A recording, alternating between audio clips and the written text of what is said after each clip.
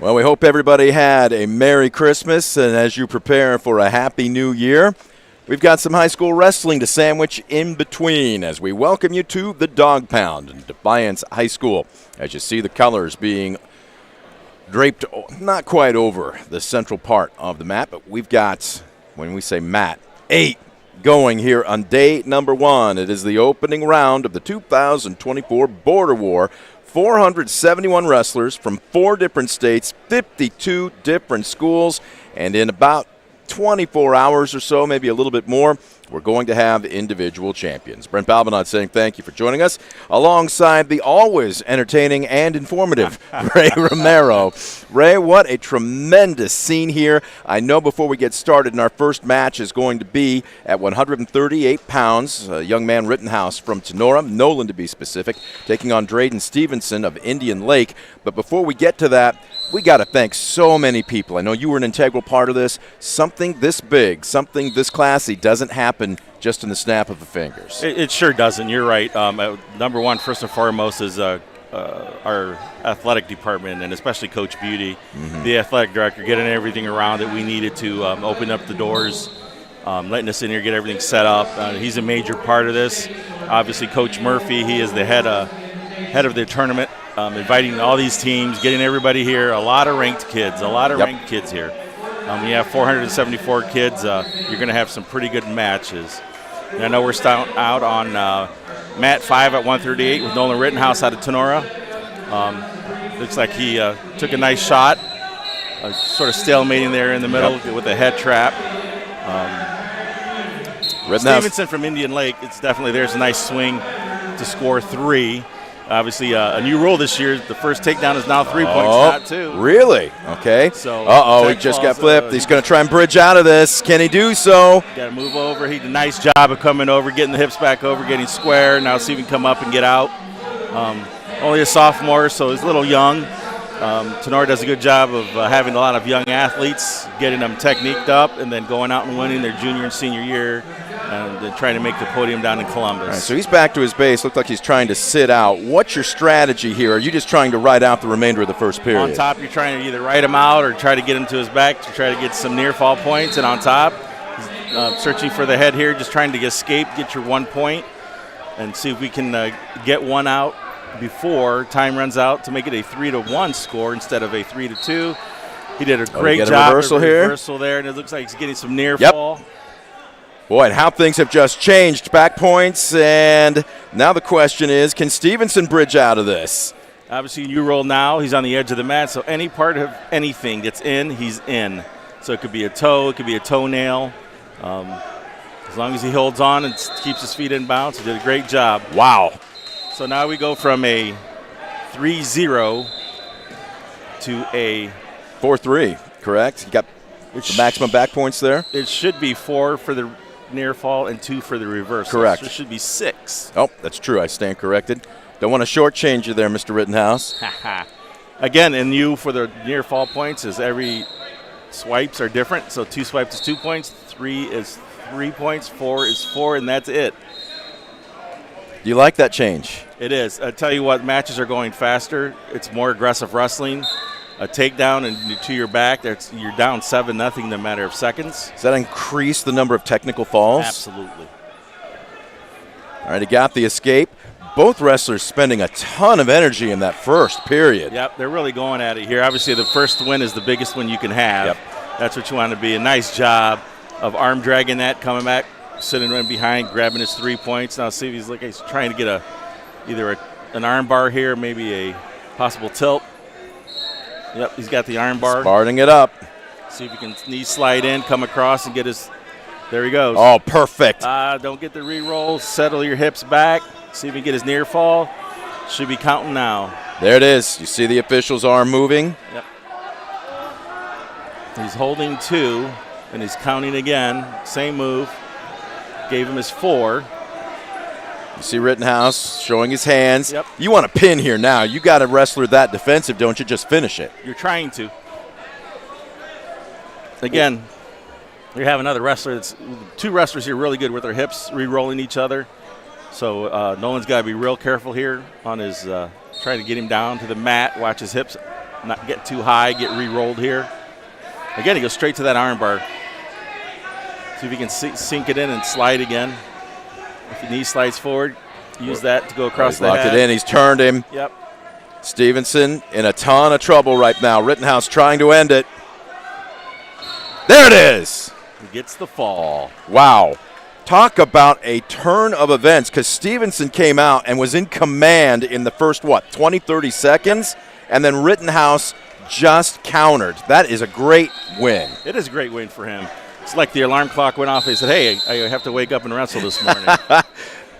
None of these guys are a little, got the tryptophan from too much Christmas turkey, right? Yeah. Unfortunately, wrestling is one of those where you don't celebrate Thanksgiving and or Christmas. You stay away from the cookies until after Christmas. Exactly. Then you actually gain an extra 2-pound allowance after Christmas. So your 113 now becomes a 115, and they enjoy that extra 2 pounds of goodies every week. Now, that may sound like a minimal weight gain or weight loss, but for some guys, especially who are probably maxed out, that can be tough, can it not? It is tough for some kids. All right, we are going to bout number 12 on mat 4. This is the 144 pounds. And we've got Ethan Carter from Bryan taking on Tucker Snyder from DeKalb. DeKalb kids are usually really, really tough, the Indiana kids. He's got Ethan on his back pretty quick. He's in trouble. And he's got that leg lock, so if he just lifts that cradle up, he might get the fall. It's over quick. Boy, was it over quick. You know, I see as Ethan Carter looking at his senior 0-0 record. It might be his first year of wrestling or his first year coming back out. And experience. This is a tournament where you come to get experience because you're going to wrestle a lot of good wrestlers. You're going to know right away if you're good or bad. This has obviously a postseason feel to it, but that's what you want, right? Your guys need to be tested. I know we can say it's still fairly early in the season, but if you don't get this type of measuring stick, how much more difficult is it to find out truly how good your guys are? Right. We're going to go to about 20 mat 4. We got Sam Mast from Defiance here at 150 against Bryce Estep for Fremont and Ross. I'll tell you what, Sam Mast in our room has done his best. Probably last year, I think he walked in at 180. Really? He's really worked hard to get where he needed to be as far as weight. Now we're working on technique and muscle. Fremont and Ross did a nice job. Estep of putting that arm bar in, coming across. He's turned him. Sam needs to get those hips over, see if he can get flat. Boy, bridging out of it. How much energy does that take out of you? It takes a lot of energy right there. And he didn't quite have enough. You know, Sam being a sophomore running into a senior, you know, just somebody that has just a little more technique, a little more experience in that weight class. Sam's just getting it. Sam's probably one of the hardest working kids we have in our room right now. And it's going to pay off, if not this end of this year, definitely all of next year. He's going to be one of the leaders in the room next year. Well, and again, the beauty of this sport is you're not one and done. You still have a chance to wrestle up the backside, but what do you do mentally? What do you try and stress to the guys if they do happen to lose that first match? You have one more. If not, you're going to go sit down and eat bonbons and watch everybody else wrestle. So let's not be that guy. You know, get ready mentally is the biggest thing for the next match. You have to have short memory in some of these tournaments where you just have to forget, okay, yeah, that happened. It's over with. Learn from it and then go on. You have to wrestle your match here. That's the biggest thing. Up next, we're going to move to 157 pounds, and this is going to be mat number 1. Vincent Knipp from Bishop Lures versus Kyler Lovejoy from Fairview. And this ought to be interesting. Lovejoy has not established a record yet. He's a freshman. And some of these freshmen, some of these are just probably making their assessment weight. You know, at the beginning of the year, you have to do an assessment, a body weight, and it tells you how much weight you can lose per week, and what you can wrestle at what weight class as the year goes on, and with your lowest minimum. So some of these might be 0-0 records because he might have finally made his weight class. Mm-hmm. And 157 in this tournament's gonna be pretty good weight class to watch today and tomorrow. There's a lot of really good competition in there. Especially some of the local kids. I know we just saw Sam Mast at 150, but I'm looking down here. At 57 we'll have Michael Walls from Defiance. Yep. I have him. That's one of my wrestlers, and I have him basically getting to the podium where I'm shaving his head. So That's what we're doing with Michael. I was going to say, at 157, I know the Ankeny kid from Ayersville's got some great potential. Yeah, he does. The Craig kid from Patrick Henry's one to keep an eye on.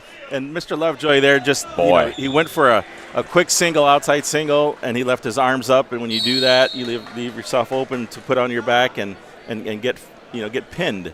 Again, a freshman, quickly, inexperienced. Fairview is a very young program in the area. They're doing a great job of just getting kids out and getting them on the mat. So in time, it's a growing program. Fairview used to have 15, 20 kids every year. I think they're down to 8 or 9. The coach is doing a great job of getting them out, getting them experience, getting them to these tournaments. And this is where you learn. How do I get better? What do I got to do? Well, if you've only got 8 or 9, it's not so much about the team scores, it is individuals, Correct. right? I mean, if you know you're going to be forfeiting a significant number of weights, you tell your guys, don't bother looking at the scoreboard, just concentrate on yourself. That's where it most definitely becomes an individual sport. It's it's you against the other person. Win. We know we're not going to win the team part of it, but individually you can go out and do your job. Swinging over to one of the near mats here, we've got a Napoleon wrestler on. Is this one to the near side here? This will be 8. 8. I'm sorry, I'm going backwards. 5. Yeah, got it. It'll be 1 on the corner, 1 and 5 coming this way. Okay, we're seeing an Archbold wrestler there as well. We're going to be covering more than just our usual 3 schools in Defiance, Tenor, and Ayersville. We're going to try to give you as much coverage as possible from a broader swath. We've got Archbold, we've got Patrick Henry, we've got several from Paulding, Van Wert, Wayne Trace. We're going to have a really good match here with Yes. Zach Salas from Antwerp and Mike Ream from Bluffton. They're both Division III schools, and for Division III in this area, they are very good wrestling schools. Antwerp has done a great job. Judge Cooch was the head coach there for a while. I think he's an assistant now, but he started with 3 kids. And I think he's got the program built up pretty well now. And he did turn down to being an assistant. But I tell you what, Zach Salas he's coming out pretty strong. And 10-1, that's pretty good. Micah Ream, I believe, is ranked in Boris in the top 10 in Division III in this weight class. So this should be a pretty good match.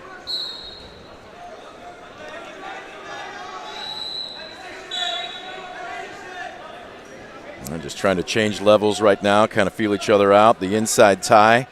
Where do you go from this move if you're working on an inside tie? Inside tie, you're trying to mix and find a good angle. Get a good angle to get that outside single or put your double in. Looks like Ream is looking for that outside single. You see him stepping that way. Salas just sort of battling off to see what he can do. Salas might be more of the defensive wrestler than the offensive wrestler. Nice little tie up here in the head. Both wrestlers working mainly upstairs right now. Ream, both trying, feeling each other out again, like you said. Taking outside shots, see what we can get, what angle I can take. Continuing to dance near the center circle. Good head movement there. You taking your hands, coming across the top of the head, moving them, changing angles, making the eye level change. That's there's a good shot. That's a great double leg. Set that up perfectly for a quick 3-0 lead. I'm going to have to get used to 3 points on the takedown now. It's been an entire career. He's careful. He got a little high, and the Ream reaching up for the head, trying to take him back over. South, nice job of settling his hip back. See if he takes him back down again. Nope, he lets him go for the escape. So a 3-1 score here. Let's see if he goes again with that double leg. He set that up perfectly. It's impressive at how quick he shot, too. Yep. It's almost like he just kind of rocked Ream to sleep, and the next thing you know, he's in on him. He's got that push-pull technique, getting that headlock push-pull. And as he steps back, most wrestlers stand up as they step back, and that's when he went.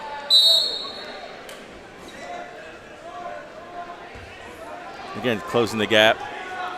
There, here's a good shot. There it is again, a nice little carry right for the 3. He's out of bounds, yes. Nope, not just yet. yet. We're still in. Did he give him the 3? He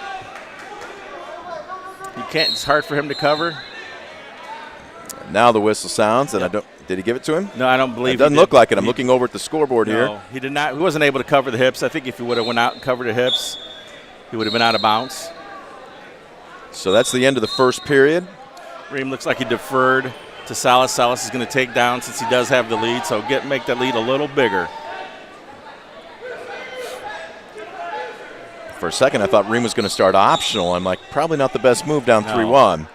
Salas does a nice job hand fighting there, hips down, turning as quick as he can, inside hand down. getting the escape for the 1. So let's see if he sets that up, that little carry, or if he goes back to his double leg. I'm just looking at body types. I know it's 138 for both, but again, I'm just looking at Salas. He looks more cut, more stocky, whereas Reem looks a little bit taller, lankier. Yep. Is that a benefit for one or the other, or is it a wash? Usually it's the taller wrestler usually has the advantage because you can throw legs in. They're hard to get out. But Salas has given him zero opportunity. Great counter. Yep. He's still in if he covers. Oops, and on to the next mat. Both will stop. And that's, again, another thing this year that you're going to see a lot of is a lot of matches stopping quickly because of the closeness and then them having to have any small part inbounds. So now you have more bodies going into other mats. So as officials, they've decided anything close, we'll just stop it and start it over again. Be more proactive. Yep. Nice job. Uh-oh, look out. Single, right to a half. Nice low shoulder. Getting his back points. He's looking for the pin, up 7-1. Under a minute left to go here in the second period. Settled his hips back a little bit. There's a good shot of Coach Cooch right there in the corner yelling his instructions. There it is. There it is. He gets the fall. At 47 seconds left in the second period. Great job on that outside single turning to a double, then low shoulder as he's bringing him down. Does it give him an opportunity to roll to his belly? That was just technically pretty solid, was it not? Very solid, very solid. Good work, knows what he was doing, know what he wanted to do, and that's what he enforced on the mat. Trainer to mat 4. And you hear the call for the trainer to mat 4. I think we have a little blood going on over there. It needs stopped. They're going to be busy today, most likely. I hope not. Last thing you want to see is a trainer anywhere. Well, maybe it's just for tape. I don't talk with those guys. They're like, we tape pretty good, and it's amazing how it just doesn't seem to stick or last. And usually when you call a trainer to the table, it's usually fixed by the time they get there. As coaches, that's our job. All right, where are we headed to next here?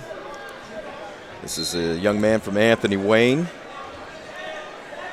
And trying to get the moniker on the other wrestler.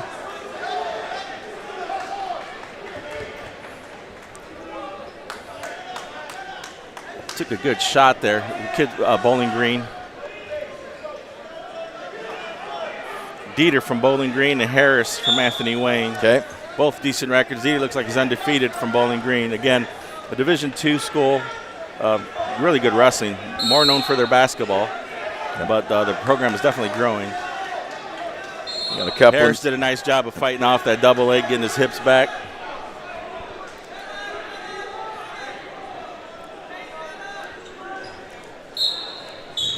This happening on the mat just beneath us. A lot of action here on mat 4 right now. Definitely wrestling the edge really, really well right now.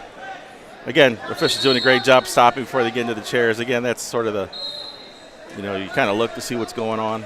You got a couple of Northern Lakes League guys going at each other. Does it help, or is it a wash that they probably are pretty familiar with each other? It helps. I mean, it helps and hurts at the same time. You're going to see them down the road a lot of times, so you just want to put your will on what you want to do to them. And instill it in their brain. You can't beat me. I'm this guy. So, chip on your shoulder. Yeah, there's a nice outside single there by Harris. See if he can finish it here. He dubs down. There you want to try to lift it. Dieter doing a great job just fighting it off, hand on the head, pushing it down. And the official should stalemate it here. I was going to say. He's turning pretty good. Look at this. Harris is doing a good job. See if he can going for the other leg. There it is. Now if he can climb up, grab his 3, cover those hips. Trying to add to a 4-point lead here. There's nothing yet. He's got to come up. And there he goes, the stalemate. You like what the official did there, because just when you thought something was done, both guys showed you something there. It's a fine line to walk, isn't it? It is. Harris did not do a good job of trying to show that he was coming up to cover the hips. He just sort of held on to feeling he was down. And if he came up, he would be in trouble.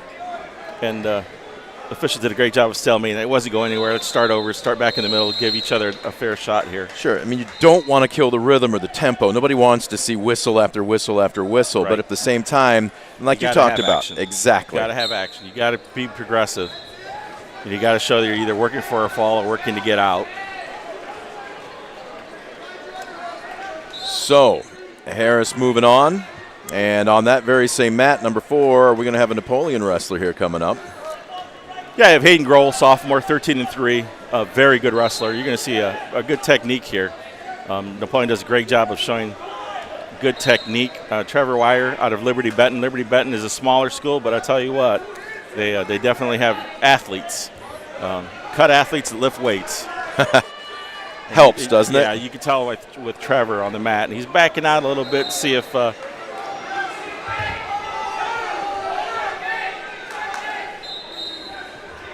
he restarts him in the middle.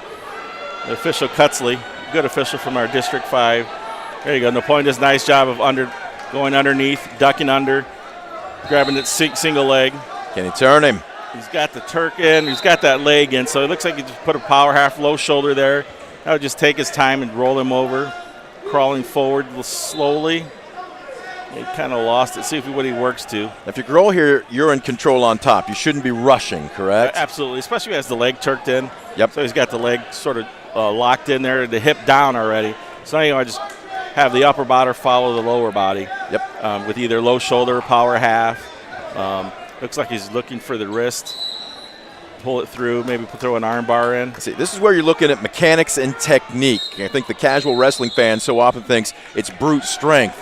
This just in, you got an equally talented wrestler facing against you here. That's what makes the difference, doesn't Absolutely. His technique of knowing what he wants to do. Looks like he wants to go optional start here, so he'll go optional start, let him come up. I think mentally he thinks he can take him down anytime he wants, which is not a bad thing. You know, see if he works that outside single again. Yep, dives in a little too far away. But again, you know, good position. He comes up, good stance, takes advantage. There it is, the outside single. Wow, tremendous. He goes right to his back with that low shoulder. See if he keeps the arm bar and walks it through. Official will watch that shoulder, make sure it doesn't come forward. Try to keep it legal. He got the points. It's 6-1 now as we're coming up on 20 seconds, and he barred him up. We have a potentially dangerous there. Yeah. Arm straight up with the arm bar, and as you go forward, the arm comes forward. You know, start trying to keep it on the back and then slowly coming across. You see the exhaustion in Wire right there, though, don't you? I mean, he's been wrestling from the bottom for most of this match, and you can just tell he's exhausted right now. You do not want to be on the bottom. Girl trying to polish him off. 18 seconds left to go in the period. He's rolled him. Look out. Getting the back points. He wants more. Give him 3. It's now 9-1. He got a nice arm bar there. Now take his time. Hopefully just knee slide forward. Yeah, that's going to do it. End of the period. Yep. So a 9-1 lead. Girls just looked like a technician here through the first 2 periods. Absolutely. They're going to start in the center circle. Now, if you're Grohl here, you have been in complete command. Do you continue to work on some things or just want to polish Wire off and end it? Again, you want to work on stuff. What do you need to work on? He's working on his outside single there again. He's got the leg. He's got his legs sort of locked up. But again, the official did a nice job. He comes over, covers the hips, locks the leg in. So now again, he'll try to turn him to his back. If he keeps that wrist, he'll just have to walk it over and bundle it. There it is. So now it's just a matter of how tired are you on bottom or how tough are you going to be on top. Exactly. He's going to definitely look for the fall here. I was going to say he's got the decision already well plenty, and he just picked up 4 more points. We're looking at a tech fall. Should be tech fall.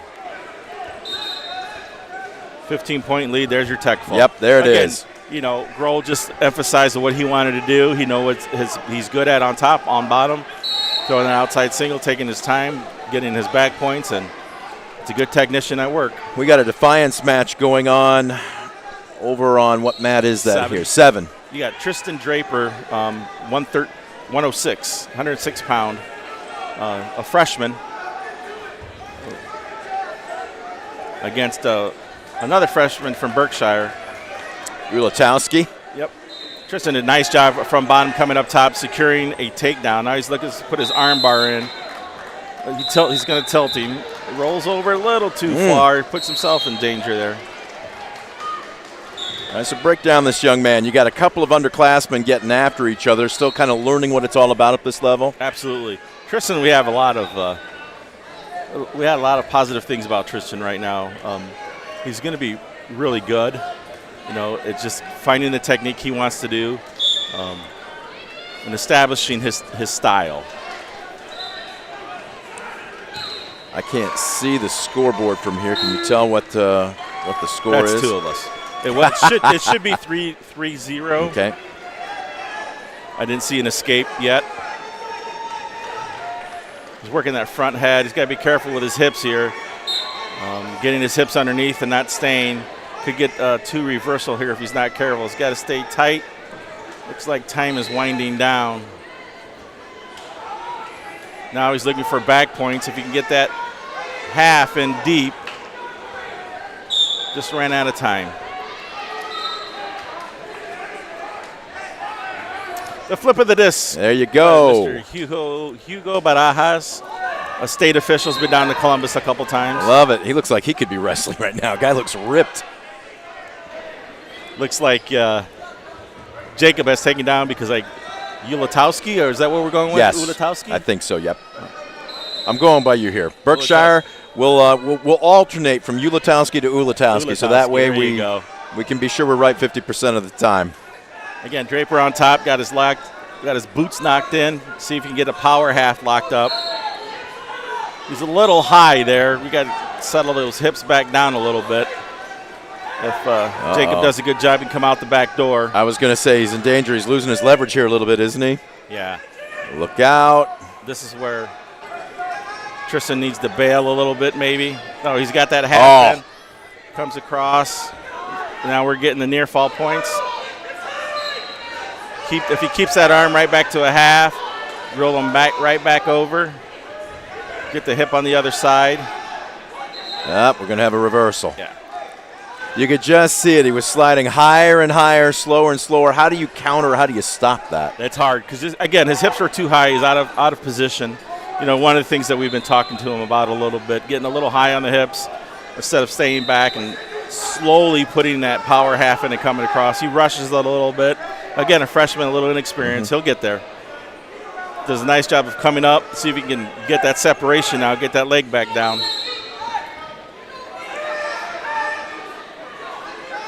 He did get two near fall before the two reversals, so that helps the score a little bit.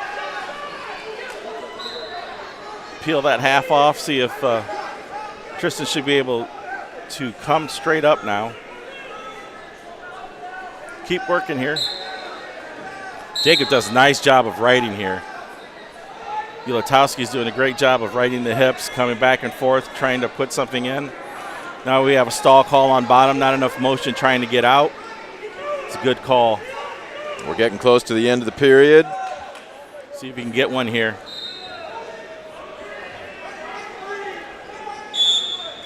And there we are. Second is in the books. I don't know if we've got our floor cam. Richard might be able to get a shot of the scoreboard on this map for us. We do not have the score, at least we cannot see it at this time. This match taking place at 106 pounds. Again, Draper from Defiance at 9-4. Ulatowski from Berkshire also at 9-4. And there are officials going to the table to make sure the score is correct. Because I did say, yeah. There we go. 6-3. Looks like Draper's on top. Looks like they didn't get the two near fall points that they needed. I think that's what the official was explaining. He gave him the two near fall. Okay. Well, this is an extra blow for both wrestlers right now. Here we go. All right, from the neutral position. 2 minutes. Who wants it more? And Draper's got to do a good job here of getting another takedown. Obviously, 3 points on top of the 6. You're up by 3 now. I think was it 6-3, I believe? Yes. So this is where you try to, will your way on it instead of being a defensive wrestler. You want to finish on top. You beat me to it. What's the fine line to walk there to make sure you don't make a mistake but continue to wrestle? That's the way you do it. Absolutely right there. Set him up on a hip toss. Put him right to his back. He's getting back points as well. He should get the fall here if he keeps his hips back. loses it a little bit, comes forward. Now you sort of try to release it. He's still going for it. Ulatowski trying to bridge out of it. He's off the mat. Boy, that just saved him. Yep, it sure did. He drug his foot just enough to come off the mat and try to put it back on. And good eyes by a good official. So we should be, what, 9-3 right now? Is that correct, with the back points and the takedown? It should be, we had 6, 3, 9, and then another 3 for near fall. So 12. 12, excuse me. I believe. Now you just control the match. Now you just put your will on and try to get the fall. Don't make a mistake by coming over top of your hips too high. That's where he's at right now. Don't get bumped over. Jacob does a nice job of catching that leg. He reaches over with the other arm, so if Draper can jump to the other side, or he's going to throw the other boot in. Boy, he likes to ride high, doesn't he? He does. And again, one of our many things we need to fix with him. That gives up the reversal. And that's what happens when you get too high. Checking the clock instead of trying to come up and get out. He needs to be working to get up and out. So it should be 12-5 right now. Draper's still in command, but he's on the bottom. See if he can get up and get out of here. Not settle being on the bottom. Biggest things that we've enforced this year at Defiance Wrestling is definitely being complacent on bottom. You do not want to be on the bottom, ever. That's the worst position you can be in. And Hugo did a nice job of hitting for stalling for another point. He's not moving. He's not trying to get out. Yep. He's clock watching. Well, and he's getting close to it. Looks like he's going to, well, not quite. 12-6, and right now for Ulatowski, you know the only way you're advancing up the top side of the bracket, you can't, as it's over. Yep, Draper did a nice job of holding on there. So, satisfied but not pleased, is that maybe what you would say for that, Absolutely. that match? That's a good technique match for him. Again, you look on film, he can see, well, look where your hips are. Why are your hips so high? You know, and those things you got to go back and look at. Yeah, you won the match, and you have a little confidence that you won the match, but it wasn't a good way to win the match. Well, how do you get a feel for that? Because right now, if he's raw, and it sounds like he is, but at the same time, you saw that he had some good technique, but to learn or feel, know what's happening and why it's happening when you're on the mat, how do you break a wrestler of riding high like that? This right here, getting matches on top of matches on top of matches. You know, Tristan and a couple others are wrestling today, and we're not telling them it's about wins and losses. We're about your technique and doing what you're supposed to do. So that's what hopefully he's learned from that. Again, you go back and film and look at it. I think Tristan's one of those kids that can see it when he sees himself wrestling and understands, oh, yeah, I am a little high. You know, once you get you're riding on the back and your hips are above the other hips, you're in trouble. Put it together. That's when you're matching head and body together, right? Right. That's when you know you got something going. Absolutely. Speaking of something going, this is Leroy Gill from Sonora and Caden Robinette from Patrick Henry. I tell you what, the Gill, the father of the Gills, has done an outstanding job. He's, I believe, a lot of these wrestlers he has are his kids that he's adopted and turned them into really, really good wrestlers. Man, again, that's why you don't want to be on bottom, right there. Gill does a great job. If you want to be down there, we're going to punish you for being down there. Nothing illegal. No. At all. He's just working him and trying to get an arm bar in, try to get a half in, making him try to come up. You know, if you're going to lay there flat, we're going to punish you for it. Gill's giving him the business right now, and that takes a lot out of you. Robinette, you can see breathing heavy out of his mouth right now. Yep. Robinette's doing a good job of trying to keep that arm, get a re-roll. Might be a little too high here on the Leroy. Might be a little high here. See if he sinks that leg in, sinks his hips back. Does a good job. Boy. Now put that power half in. See if he can run it over. Work the elbow. Oh, he's about to turn him. Work that elbow. Work the elbow. Now he needs to take that near leg and block that head. There he goes. I tell you what, Robinette is like a slinky. Yep. He is definitely very, very agile. He's also completely defensive. Oh, and nice just as we say that, he gets the reversal. Does a nice job of re-rolling the hips there, putting a leg in himself. Comes over top, see if he can bring this back over before time runs out. He's got it. Should be getting some near fall points. That's just a great tech move. Uses Leroy Gill's momentum against him with the hips and re-rolls him, puts a nice over the arm, behind the head, gets 3 near fall before time runs out. So that match turned on the reversal. Gill was in complete control, and Robinette. Said not today. Yep, counterpunching. I'm winning the first period. Tell you what, at 106, both these guys look relatively tall. They are tall for 106, but they probably both will be 106s most of their high school career. If you look at the size of them, they're very small. I was going to say, even a matter of 5 pounds puts you at 113, basically. Could you see them moving up a weight class? Possibly. 6 and 13 would be the highest these two would probably go their high school career.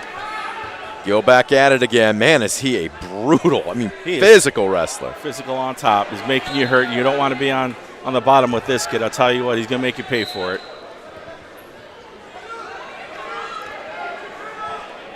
Robinette trying to get to his base, but he is just defensive right now. Got the arm bar again. See if he can knee slide forward and get that turned over. They're close to the edge of the mat.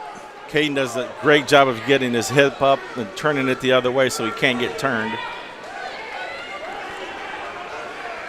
Gill not quite bar. He's trying to bar that arm up. You can see he's looking over at the coach. He's just on the wrong side of it. Yep. He needs to come to the side of the bar, knee slide in like a baseball slide, and the hips will follow.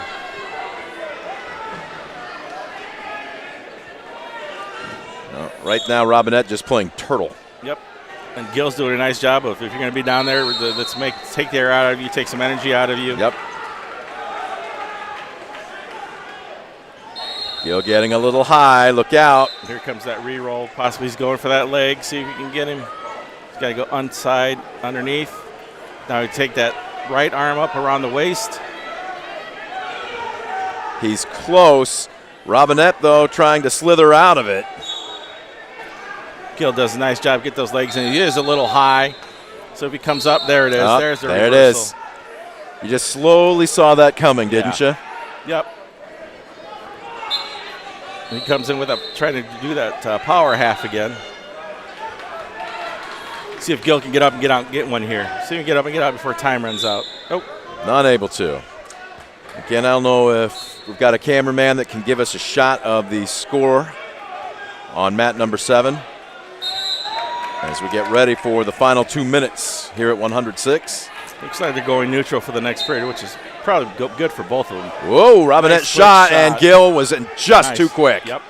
Nice job of freeing that ankle coming back around. And he's going to let him back up again. See if he can take another takedown. It's probably his coach is thinking that's his best positioning.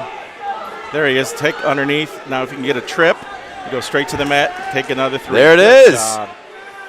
Kick him again. I would kick him again. See if they listen to me. I'm way up here, though. Yell a little louder. Maybe we can give him an earpiece.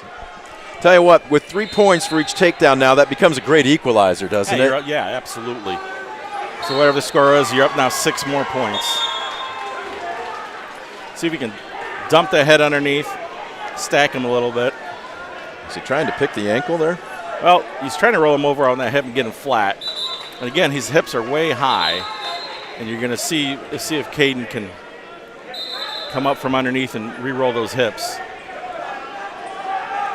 Again, you just see Gill slipping ever so more, higher and higher. And if he does it smart, he'll just kick out, give up the 1 and not the 2. Yep. Gives him out of bounds. Yep, just before they go out of bounds. But they gave him the 1 escape for loss of control, so we'll start neutral. Well, you saw Robinette try and catch his breath there for a second before he got up. Still breathing heavy.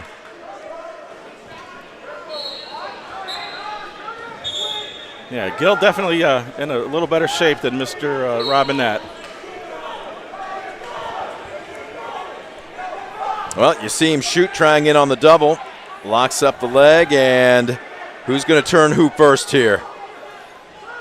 If he stays tight, Leroy should get the stalemate call. But if Caden could come up with that leg, put his other arm around the waist. Here we go. Come back around, see if we can score on here on Gill. Still nothing there.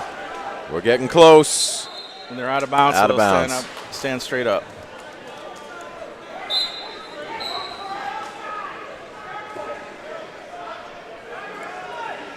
And apologies, we don't have the score right now. Well, nice Robinette job. shot, and that's just nifty dance moves. That's just athletic. That's athleticism of the Gill. Wow. He locks up again. Oh, there it is. End of the match. Wow. Gill did a nice job using athleticism there a little bit. More than technique. You know, again, you have 2 freshmen. Tell you what, they both got after it there. Those two, the ceiling's pretty high over the next 2 years, isn't it? Yeah, very high. Again, Ty Stockman is wrestling up today. He's usually our 106, but he's at 113 today. Our usual 13 came in a little heavy, so we say, hey, let's give Ty a shot. Freshman, 6'4". Lot of great history of the Stockman family in Defiance High School wrestling. His uncle, who coaches over in Indiana, coached Mr. Miller at the state tournament, the state champion. So there's a lot of pedigree here. And Ty's young. He's a freshman. Again, just young. Well, right now, trying. Whoa! Right now, trying. Whoa! See if he can keep it. Almost. Boots in. Good job of leg wrestling there for a second. Keep that leg and lock it over. He's got to lock that leg in. Now put his right hand around there. Close. Yeah. See, again, the technique is all there. At 106, he gets it. He gets it. At 113, you see the other gentleman's probably pushing all of 115, which you're allowed today. Tell you what, he looks like a windmill in a tornado, though. Yes, he does. And Ty does a great job here. So comes out the back door, get across. See if he can score here. He's close. Again, you know, that's technique that he's learned. Getting the hips out, trying to push away. See if he's going to try to dump him back over again here. See if he'll kick that bottom leg up and over. And that's the end of the period. 7-1. He was close, what, 2-3 times of picking up points there and just couldn't do it. But like you mentioned, you're asking a lot of this young man today. Yes, absolutely. Again, we just want him to get matches. Get matches, you know, get experience. This is what it's all about for him right now. If you catch a win or two, great. That's to your advantage. Looks like they had 2 whistles at the same time. Oops. So Brian Seiler does a nice job of not pointing anybody or cautioning anybody. I heard it up here just a second ago again. You've got so much action going on all over the gymnasium. Sometimes it's easy to, I don't want to say get distracted, but maybe mistake. You sort of tone in on whistles and you hear when it's your time to go and it's not your whistle. So that's not a bad thing. See if Ty can turn him here from top. Looks like a good job riding the hips, going back and forth. Again, he's got to keep his hips down a little bit here. See if we can lock an arm. Looks like Alex is looking for the roll here, catching that arm.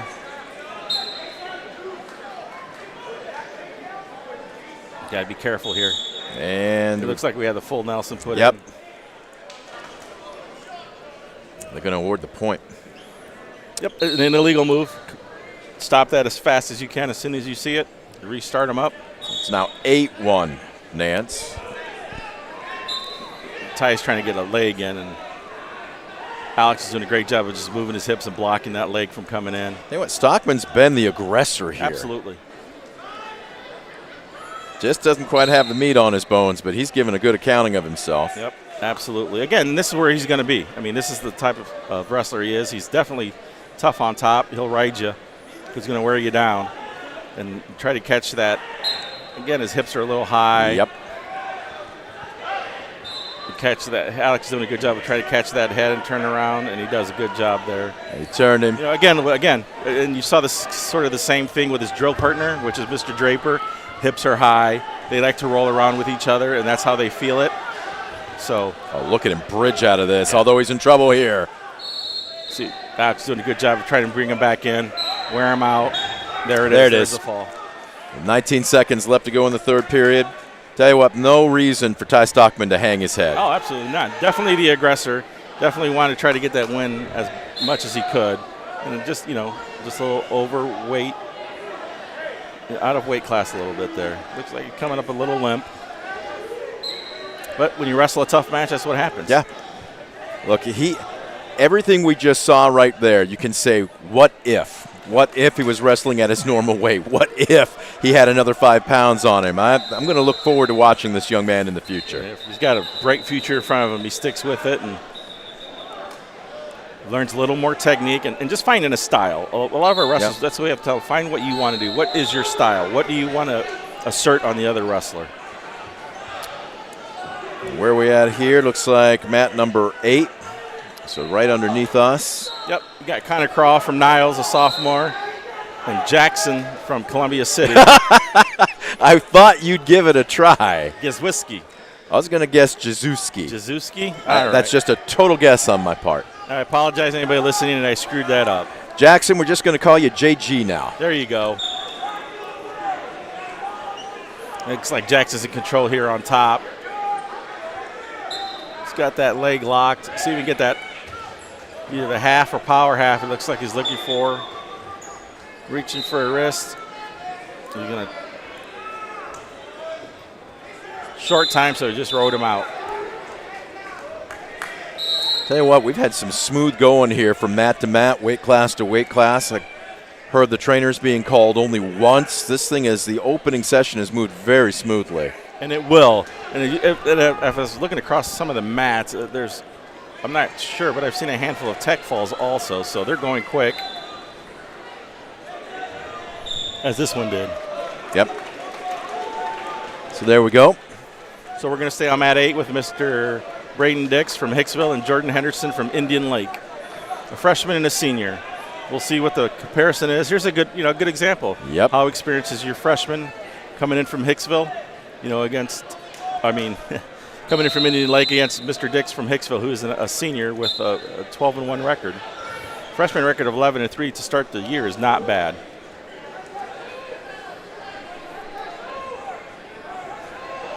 Looks like Braden's trying to set him up. Outside single. Jordan does a nice job double legging, catching an arm bar. Does he get the crucifix there? Not quite. They go out of bounds. So they'll restart in the center, in the neutral position.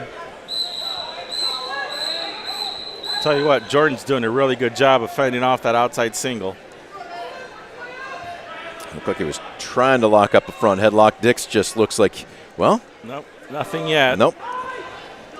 He's up a little high there. He's got that arm under control there. So see if he follows it and drops to a single there. Now he's going to get his 3. If he can cover that hip. Nope, they're still rolling around. Yep. No control yet. Nobody has control. Dix. Boy, I tell you what, nice job of countering. Again, this kid is slick. There's the control. There it is. Looking for more. Did he pick up any back points? I did not see any back points given. Let's see if Braden can write him out here. See if we can get him turned for a few more back points here. He's got that arm lock. Looking for a nice half here. See if we can get it turned. Again, it's no fun to be on bottom. That's what you want to be on top. Braden doing a good job of being just a hammer on top, riding them, keeping them flat, taking the wind out of them. Yep. Henderson's been just active enough to prevent significant damage. And he's crawling to try and get out of bounds. We got a stall call there. Yep. Is it on top? He's not really working to turn him, so that's a good call. You're on top. Your job is to get him flat and turn him. If you're not doing it, they're definitely going to give you a stall call. Nice little leg trip. See if we can come up and over top of that.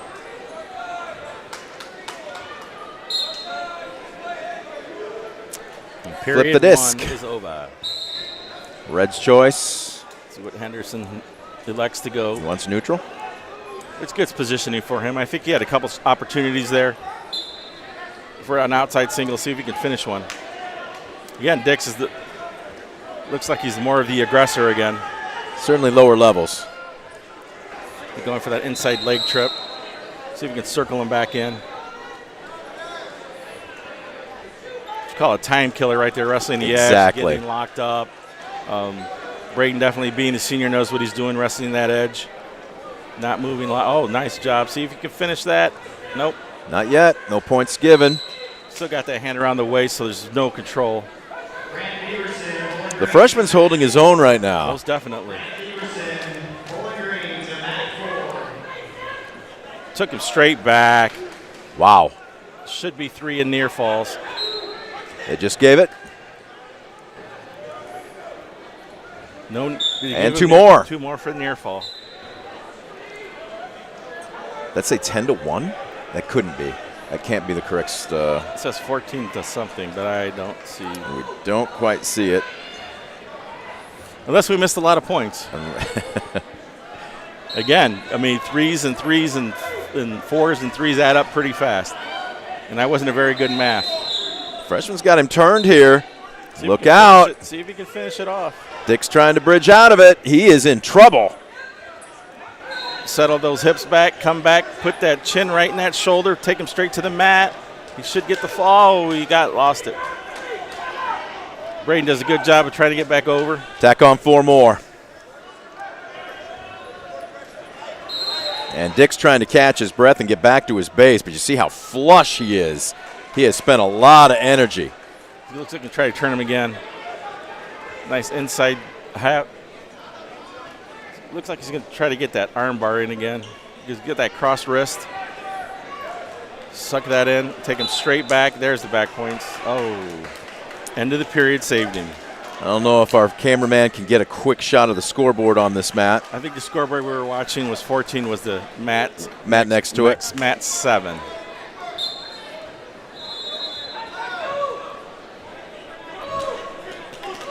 This should be a close match.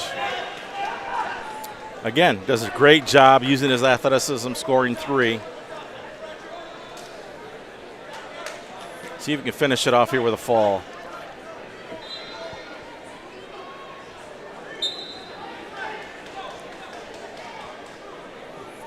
Again, trying to work that arm bar, trying to work him flat. There we go. There we go, 12-3. Well, Henderson, so much for being a freshman versus the seasoned senior, right? Absolutely. He's got him on his back again. See if he can finish it here. Oh, he made a mistake. Now we got the opposite end. Is he going to? Maximum back points awarded, but you know what Dix needs, and that's to stick he's it. Working on it really hard here. See if he can press forward with that. Well, he's got everything in on him. The official right there, nose down, nothing yet. Boy, Henderson. Wow, he's doing a great job of trying not. How did he get out of that? I tell you what, that's just will there. Well, he picked up, he being Dix, 4 points, but he needs more. And he was maybe a matter of inches from ending this thing. It should be a total of 6, the 2 reversal and then the 4 for the near fall. He's a little clock watching now, so he's still got the lead, so I'm going to lay here and maybe not try to get another. See if he rolls through, come back around, turn the hips. Is he going to get the reversal here? He's close. At least get your 1. He did. So that makes it 15-9 now, is that correct? Now we got a hand, locking hands on him too, so we got another 1. And there's the match. Wow. What a great match. Huge win for the freshman. Coaches, if I get your attention, please. I have weigh-in sheets for today at the head table. Again, head coaches, weigh-in sheets are at the head table. Mr. Dix get up a little slow. I think it took a lot out of him that last few minutes trying to get that W. So 15-9, the freshman with a huge win. And where are we moving here? 132 pounds on mat number 1 on the far edge. It's going to be Tyler Sherrod. Romeo Cordoba from Napoleon, senior, 10-6. Definitely ranked at the 132 class. A good technician here. Outside single. See if he shoots his double. Sherrod got a nice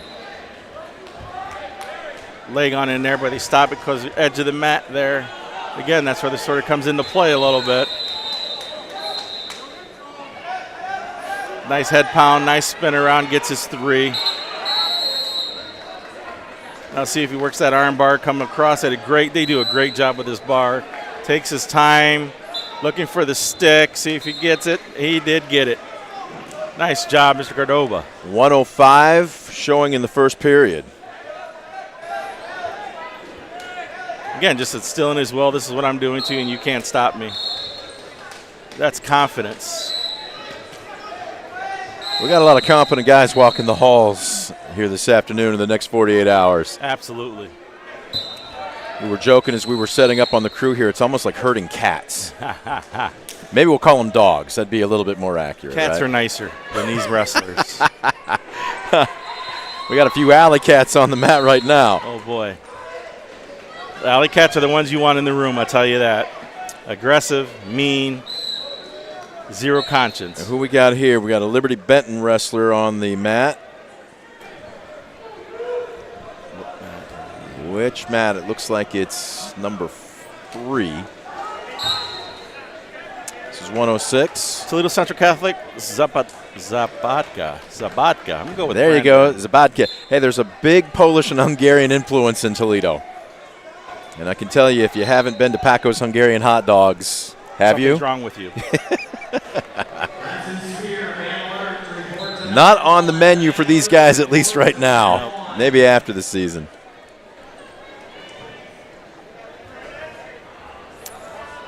A 9-3 win. That'd be for Zapadka. Yep. Looks like Sabatka had some blood issues. You have that tape wrapped around your nose, and you look like a mummy. You're a bleeder. Well, it's a sign of a tough wrestler, though, right? Absolutely. Looks like we're going to stay on mat number 3 as we've got an Archibald wrestler. Got Bryson Inge from Homestead and Trey Wyrick, sophomore from Archibald. Archibald always brings up great kids. They've handed over controls to a new coach this year. Mr. Beecher is now your superintendent at Ayersville. A great move for Mr. Beecher. And Archibald, they haven't missed a step. You name your sport at Archibald, it's almost like they're just kind of sleeping giants. They kind of are, I don't want to say anonymous voices in the chorus, but fall, winter, spring, boys or girls, everybody says, oh, yeah, don't forget about the Archibald kids. They're definitely the sleeping giant in the in their NWLL? conference. Yep. Absolutely. Okay, nice job with that arm bar. Comes across, settling. See if you can get the fall. This might be quick. Man, that was Holy quick. cow. 31 seconds. He said, I'm not here to waste time. I'm going to go have a donut. That's awesome. Again, Archibald, they were left in great hands with the new coach, and, it hasn't bogged at all. That's the signs of a program that's built. Are we staying on mat number 3? It looks like we got a Napoleon wrestler about to head. What do we got here? On mat 8, it looks like you got Julian Reese almost getting the fall here for Defiance. Just underneath us. There we go. He gets Hohen from Van Wert. So this is the WBL matchup here. So these are the ones you definitely want to win and still in their head, you can't beat me. And Julian does a great job coming back. He was off for a year. Major knee surgery a couple of years ago. Major knee surgery. He has some cadaver issues put in and all that fun stuff. For seeing him back on the mat is just awesome. Comes out good with his hips, keeps his hips down. Looks like he gets his escape for the one. See if he can use that underhook, pick him up. He'll see if he can put that. He's going to try to lock that leg in with and take him back over. A signature move for Julian here. Nope. Set it up once. Now see if he goes outside trip.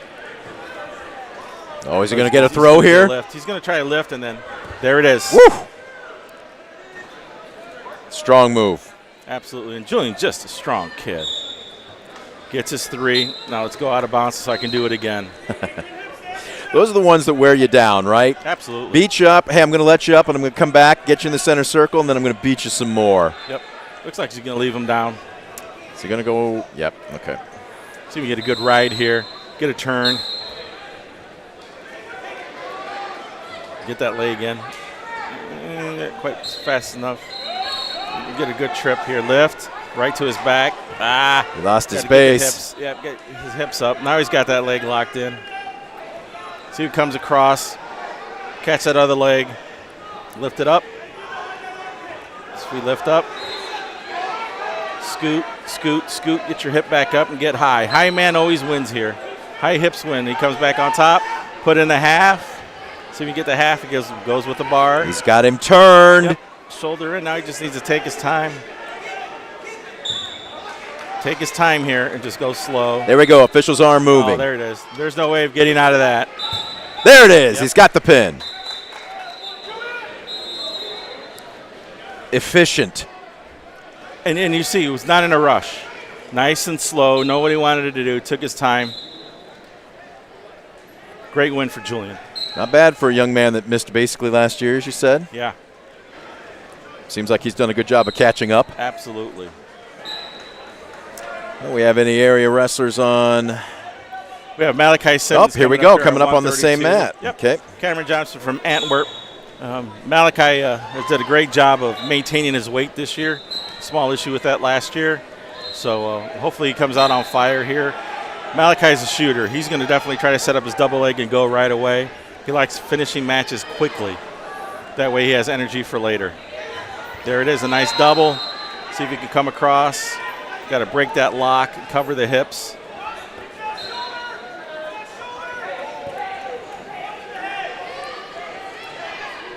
There it is.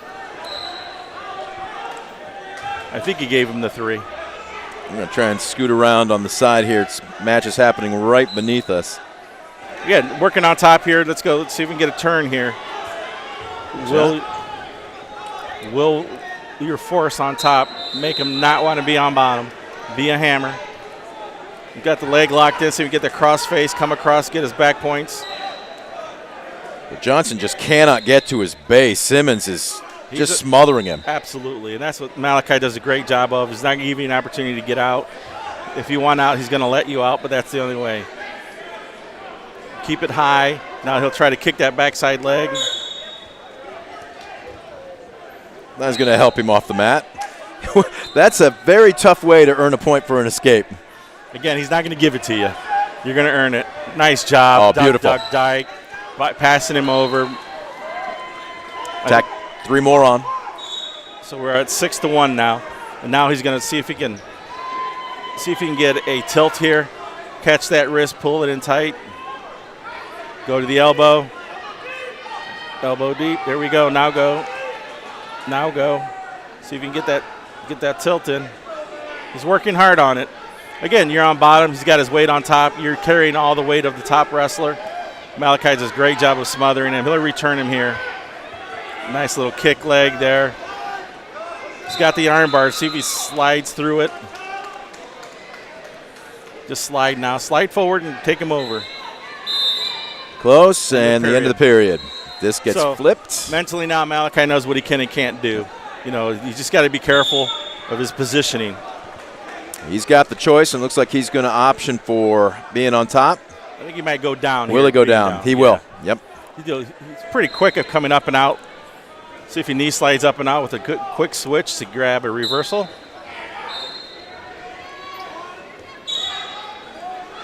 Needs to kick that leg out. There it is. Drops down. Again, bury the head. Come back around and score.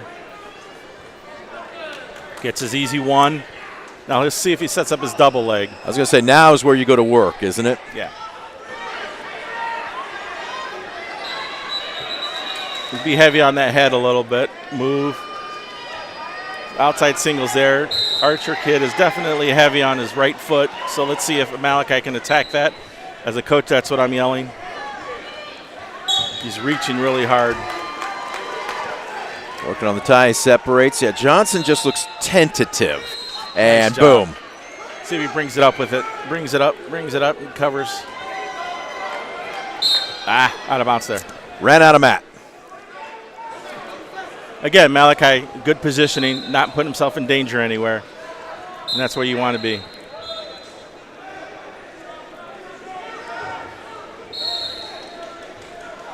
As soon as and usually when a kid reaches down like he just did, trying to go for Malachi's outside single, Malachi has to remember that when he reaches down, he's got a perfect position just to throw him right over. Just like that. Yep. I'm really impressed with Simmons and how he's keeping his base. His feet are always solid underneath him. There he is. He should get his 3 again. Not yet. Lock that leg in. There it is. There it is. Again, good hip positioning, knowing where he's supposed to be.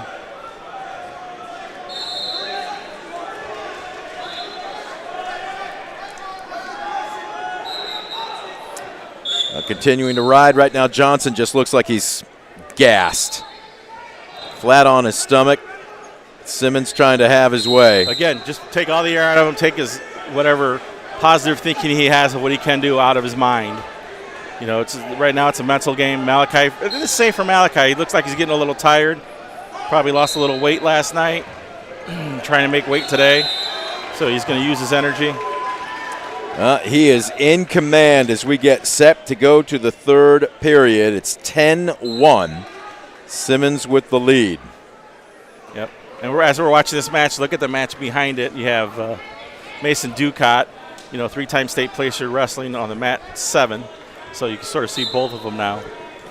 Nicely done by our camera crew here.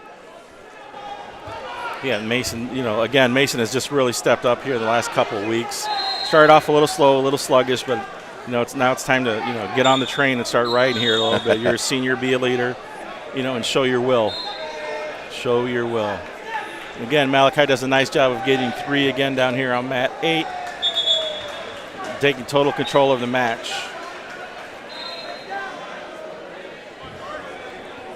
Missed what happened there, but it might have got poked in the eye. I think he did. They're stopping for a second, and they're going to take a peek at him. Yep, and in the back foreground, you see Malachi still in control of his match. 13-1. 13-1.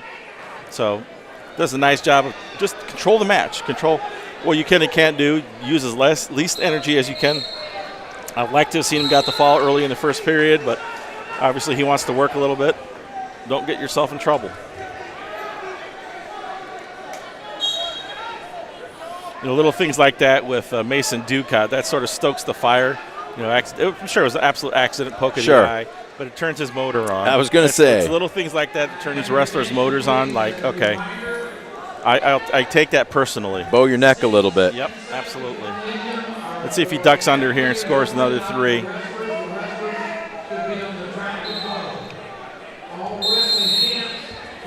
Oh, nice little shot there by Ashland out of Franklin. He's got that leg tied up. Let's see if Mason's not going to try not to let him score here. He's got that arm wizard into the ankle. Yep, he'll broomstick him back over. Here he comes. He'll come up on top. He'll end up scoring 3. Just like that, his world changed. Yep. Ashland Mack was in control, and just like that, that's what a cagey wrestler does. Absolutely. And talking with Mason, these two have practiced against each other up at the Fort, it's called, in Indiana. The Fort does a nice job of having a bunch of kids come in and just wrestle against other competition and get better over the summer. So, and again, experience. Mason knew that it'd be a tough match. He knew it'd be the kid's decent, so he comes out with a clearer head of understanding what he's got to do. Meanwhile, back on mat 8, that has come to an end, 13-2. Nice job on Malachi going 3 periods, not putting himself in danger and controlling the match. See if Mason get up and out pretty quick here. See if he gets his reversal. Let's see, he's trying to see what he's trying to do on top. Leg out, push back, clear the wrist, and away you go. There's your 1. Just like I taught him. Now, who we got on the other mat next to it? That would be mat 6. Is that correct? We've got another Defiance kid going. That looks like it's Zion Williams. Okay. It should be 38, I believe. Matt, weight-wise, 138. 138.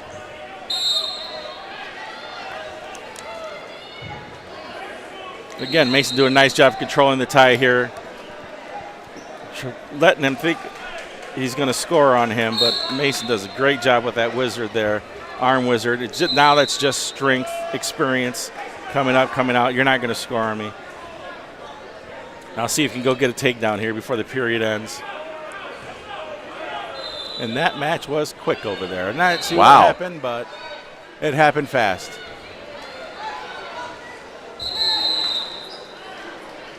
and not in our favor. Okay. Mason put himself in a little trouble. Does a good job of rolling out of it and coming straight back up. Out of bounds. They'll reset in the circle. Mason. Again, a nice job. Both guys, using their hip pressure, knowing where their hips are, controlling the ties. Ashton has done a great job of fending off the outside single that Mason really enjoys doing, or the short carry. Well, he's shot. He's trying to be aggressive, but Ducat just looks to be the stronger of the two wrestlers. More experience, does a nice job here. Puts him on his back. See if he can hold it. Three more back points. He's trying to finish it. Looks like a good fall there. There it is. What a great shot, cameraman. That's awesome. Shoulders flat. Official comes in, says that's enough for today. Go have a donut. By fall. Actually, I'm going to have some more of Mason Ducat's grandma listy that we were talking about. Yes. Homemade biscuits and gravy in the hospitality room. They couldn't keep them fast enough. So, Grandma Listy, I've never met you, but I'm a huge fan already, and I only had one. But if she wants to make more tomorrow, I'm sure they'll be there. I'll be first. I'll be first in line. I'll save you one. I'll put it in my pocket. Oh yeah, that'll keep it warm. Martha Bidlack, though, and that staff down there in the hospitality room, I want to just say thanks to all of those ladies. They basically treated us better than we treat ourselves. Absolutely. They do an outstanding job in that hospitality room. A lot of donations from a lot of families, outside vendors, Frickers, B-Dubs, yep. Marco's Pizza. They all contribute, knowing how big of a tournament this is. And Grandma Listy's homemade biscuits and gravy. You can't go bad with homemade, man. Ever. So Nolan Rittenhouse again from Tenora. Looks like we're going to mat 8 with Evan Strasball, freshman, 10-2.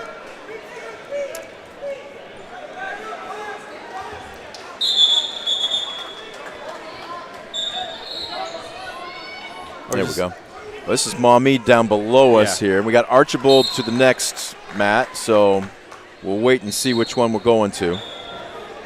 I think that was prior to. Did Rittenhouse wrestle on a different mat by chance? I think they're just waiting on it. Hey, there we go. Hey, they just finished. Okay. Josh is too good, is what he is. He's too good over there. He's moving. Matter of fact, we should ask him for some lottery numbers. He knows. For $1 billion? Exactly. I'd actually share it with for you. The winners. 80-20? I will take 20%. I am not a bashful man. All right, so mat 8 just finished below us. We've got 2 Archbold wrestlers going to be on mats 8 and 7. And we have a Tenora and gentleman Tenora on mat 4. Helmke, I believe, is on 4. We're going to go to mat 7 with Santos Torres from Archibald against Bryce Jennings from Toledo Wait. And that just ended in a pin, and it looked like, was it Jennings that won by fall? So that match ended quickly. Here we are back on 8, just beneath us. All I did was blink. Yep. Hey, that's, that basically sometimes matches can end in the blink of an eye. Oh, got a nice cradle locked here, getting his near fall points. Just need to kick that out a little bit so you can get that shoulder down. There you go. This is Far brother Eli from Archibald going up against Braxton Peters, the freshman. And there's another quick one. Well, at least we got you a little bit of FaceTime, Eli. Mat 4, I believe this is Rittenhouse, correct, for Tenora? I don't think he'd be up that quick. This might be Helmke. Okay. Let's see what we got. We'll try and catch up. This is what happens, ladies and gentlemen, when you get multiple wrestlers from the area on multiple mats at the same time. And Josh's fingers can only go so fast. Exactly. He's working it. He is working it.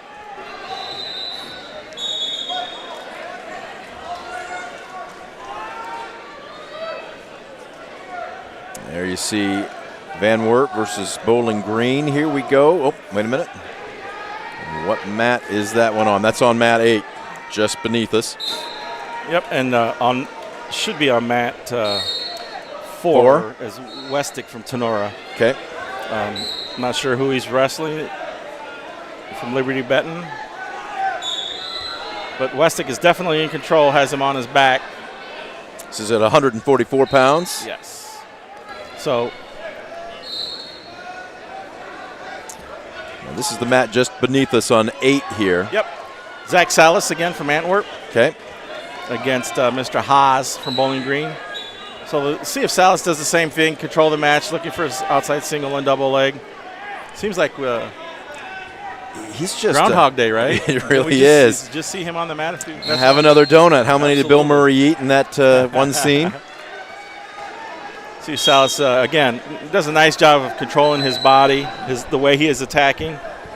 See if he goes for the outside single and double again. He goes for the outside single, lifts, switches to the double. Does a nice job doing that. Again, you got to move him. You got to have busy hands, moving, changing your levels, changing the direction, finding a nice angle. There it is, right to his double, right to his back. Oh, you could hear that Nice thud all takedown. the way up here on the second level. And he loses his mouthpiece. They're probably going to stop it there. Or not.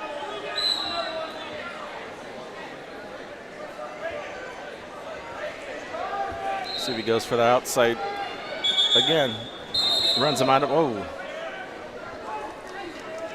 Again, edge of the mat. They stop right away before they hit that table and take out computers. Let's not do that today. Salas has missed an opportunity there. Comes up, he went low, and instead of going forward, he backed down, gets caught in that head trap. There it is. Whoa, almost completely off the mat. Again, that's a great takedown. If he can turn his hips and get him back to the center there, he scores easily. Again, we've talked about it before. I know it's the same weight, but body types do play a significant difference, don't they? And I look at Salas, and I don't think 138. He just looks so cut. Or pardon me, not 138, but 144. Excuse me. Yeah, he's all of 144. Probably 110 of its muscle.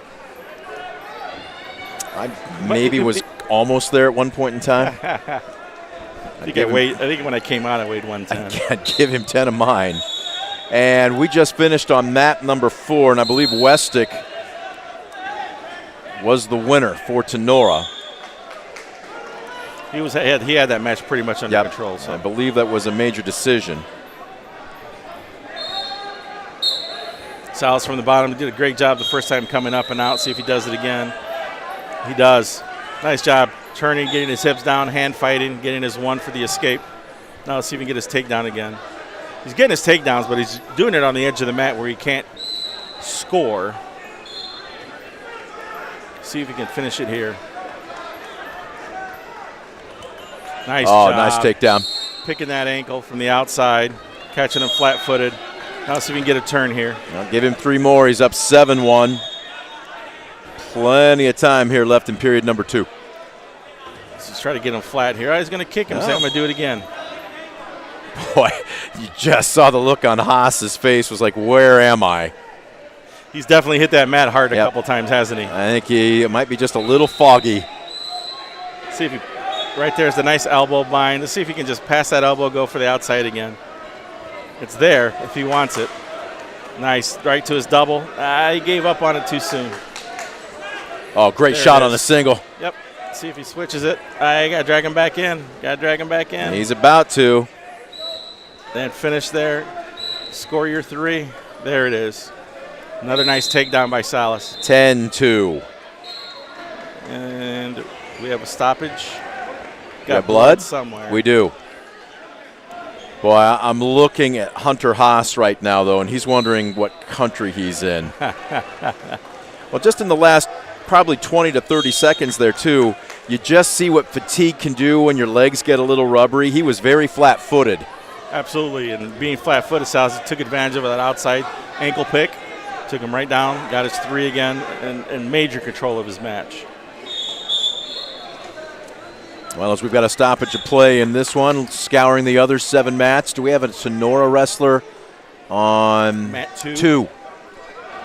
Because he's got him turned, looking for a fall. That is Nolan Rittenhouse for Tenora versus the freshman Evan Stansbaugh from Elmwood. And he gets the fall. Okay. So Rittenhouse advances. He's got a couple underneath his belt. And he'll get a chance to catch his breath now and let everybody else try and wrestle up the backside. You win your first one, that's great, but you win your first two, and it just is such a huge advantage. Yep, absolutely. And being this is a federation event, usually high school matches in Ohio, towards the end you can weigh out and you're done for the night. You come back in tomorrow, you can weigh 10 pounds. Not on this one. Not on this one. Since it's a federation event and you invite other states come in, we have to follow the federation bylaws, which means they have to come back tomorrow morning and weigh back in. They get an extra pound. Doesn't seem like a lot. You beat me to it. But it's enough to get them in where they're supposed to be. Now, what's that do, though, as far as nutrition, diet? How much are you going to allow your wrestler to, I don't want to say indulge, but maybe have just a little bit more? How much do you lose over the course of, say, 2 or 3 periods? Some kids can lose up to 3 to 5 pounds in a day. Other kids, gain 3 or 5 pounds in a day, and it's only because they're replenishing with the fluids. Sure. And the fluids. And that's what you overemphasize. If you're hungry, drink. Water weight's a little easier to dispose of. You beat me to it. Than a donut and grandma's biscuits and gravy. Well, we will go ahead and take care of Grandma Leasty's biscuits and gravy up here for the crew. We don't have to cut. Yeah. Our crew does not have to worry about weighing in. But that's a great point. Now, I did not wrestle too deep into my high school career because I just wasn't very limber. But one of the things that surprised me was, and the coaching staff even said, you can get the first 10 pounds pretty easy if you're disciplined because you get the water out of your system. After that, you're really talking discipline, don't you? Absolutely, and that's diet, nutrition, what you're putting in your body, the amount of calories and how many calories you're burning per day. And you want, when I send Murphy up here and you ask him about that, that'll take care of your 4 hours of session. I'm just going to let him go. I'm going to let him go. He is a master of the intake and the output of calories. 3 more points for Salas. He's up 13-3. And with a 3, does the tech fall it? Yes. Oh, 13-4. They just gave a point. What happened there? Salas get a little too aggressive? I think he held on to the leg too long. Okay. You got to let the ankle go after a certain amount of time. So that's a stall call. Must have been the second one. So they gave him the point. Well, we only have 1 second left in the period. And we'll put the final 2 minutes up on the board. Well, and when you talk about nutrition, and any coach in any sport will tell you this, but especially with wrestling, it's not what you do the day before, it's what you do the week before, isn't Absolutely. it? Absolutely. We try to overemphasize this. When you're weighing in, you want to weigh in a pound underneath anytime. That way your body you can give yourself some pad. Yeah, you can drink something. You can, it's easier to go up than it is to go down. Have a half a peach. Yep. There you go. Half a biscuit. But a spoonful of gravy. There you go. Okay, Grandma Leasty, we haven't met you, but I'm beginning to think we just need to have her on the air. There you go. And maybe share the recipe. We'll give her a headset. She'll come on up, I'll tell you that. I guarantee you she could sell those things and make a nifty profit here this weekend. He's got the arm tucked in, trying to get some back points here. See if he can get the shoulders parallel. Not quite. 16-5. I'm just looking at how flush there it is. Hunter Haas is. Counting some back points now. I don't know that he's got much left in his tank. And he really couldn't bridge out of that. Salas let him go just to be safe. It's 20-5. That should do it. That should be the tech fall. Yep. That's what he looked for. Hey, that's great sportsmanship at the end. They both shake hands at each other like, you know what? Today was your day, not mine. It absolutely was. That's the best thing about the sport is the sportsmanship. Win or lose, you're learning every time you get on the mat. And be a good sport about it every time you're on the mat. So Salas advances.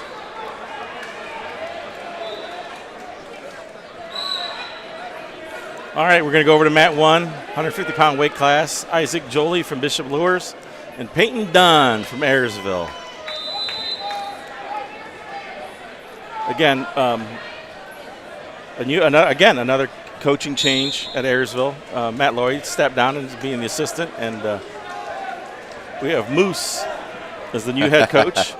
And tell you what, he's done a great job. He's been with the Ayersville program for a few years, but he's taken over. The youth have taken over the head coaching positions in the area, and it's showing.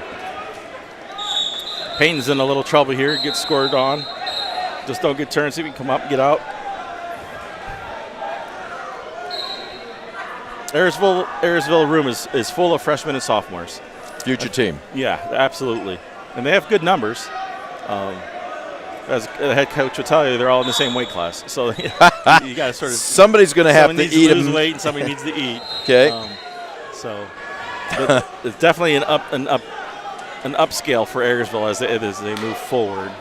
And for some odd reason, Brian Beecher is the superintendent at Ayersville, so I wonder if he peeks in the room every once in a while. That wouldn't be a bad thing for say him. maybe work out with the guys. Yeah.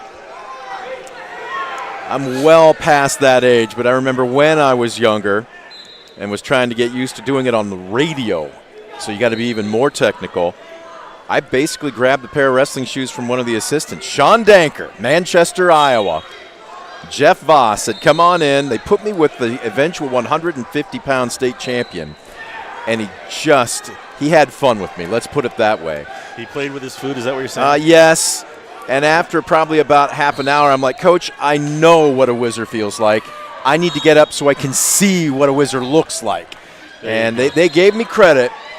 But, yeah, that was my only foray into it well past I never had a prime, so it was just a reminder. There you go. All right. Do we have a little blood there? What did we have? Or that was the end of the period? No, it was not the end of the period. We had a full Nelson. Okay.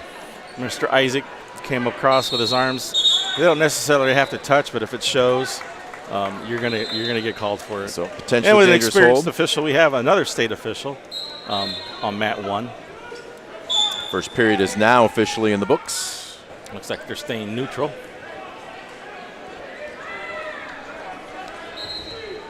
Keeping my eyes peeled on the other 7 mats here just to make sure we don't have any other area wrestlers of interest. See if we get a takedown here. See if Peyton good can be shot. aggressive. He does, and he's done 2 or 3 really good shots. He just hasn't finished. He comes up, and when he comes up, Isaac does a nice job of taking advantage of it. See there. Was done a little tentative on that shot, in your opinion. Very if tentative. you're gonna go. Yeah. Again, and that's just youth and inexperience. You'd rather have a wrestler make an aggressive mistake than a passive one, though, right? And he's done a good job here. Inside leg, trying to get the hip over. Lock that leg. Now he's got to pop his head out, see if we get the reversal for 2 here. He's got to work those hands out, push under. He's got that leg lock. See if he can lock that elbow and roll him back over. Jolie trying to add to a 6-1 lead here as we approach 1 minute left to go in the second. See if he can turn the corner here. It'd be tough with that leg locked in there. Again, here's a little of the inexperience that we're talking about. All he really do is take that left arm, come up around his waist, and then turn his hip over to take control.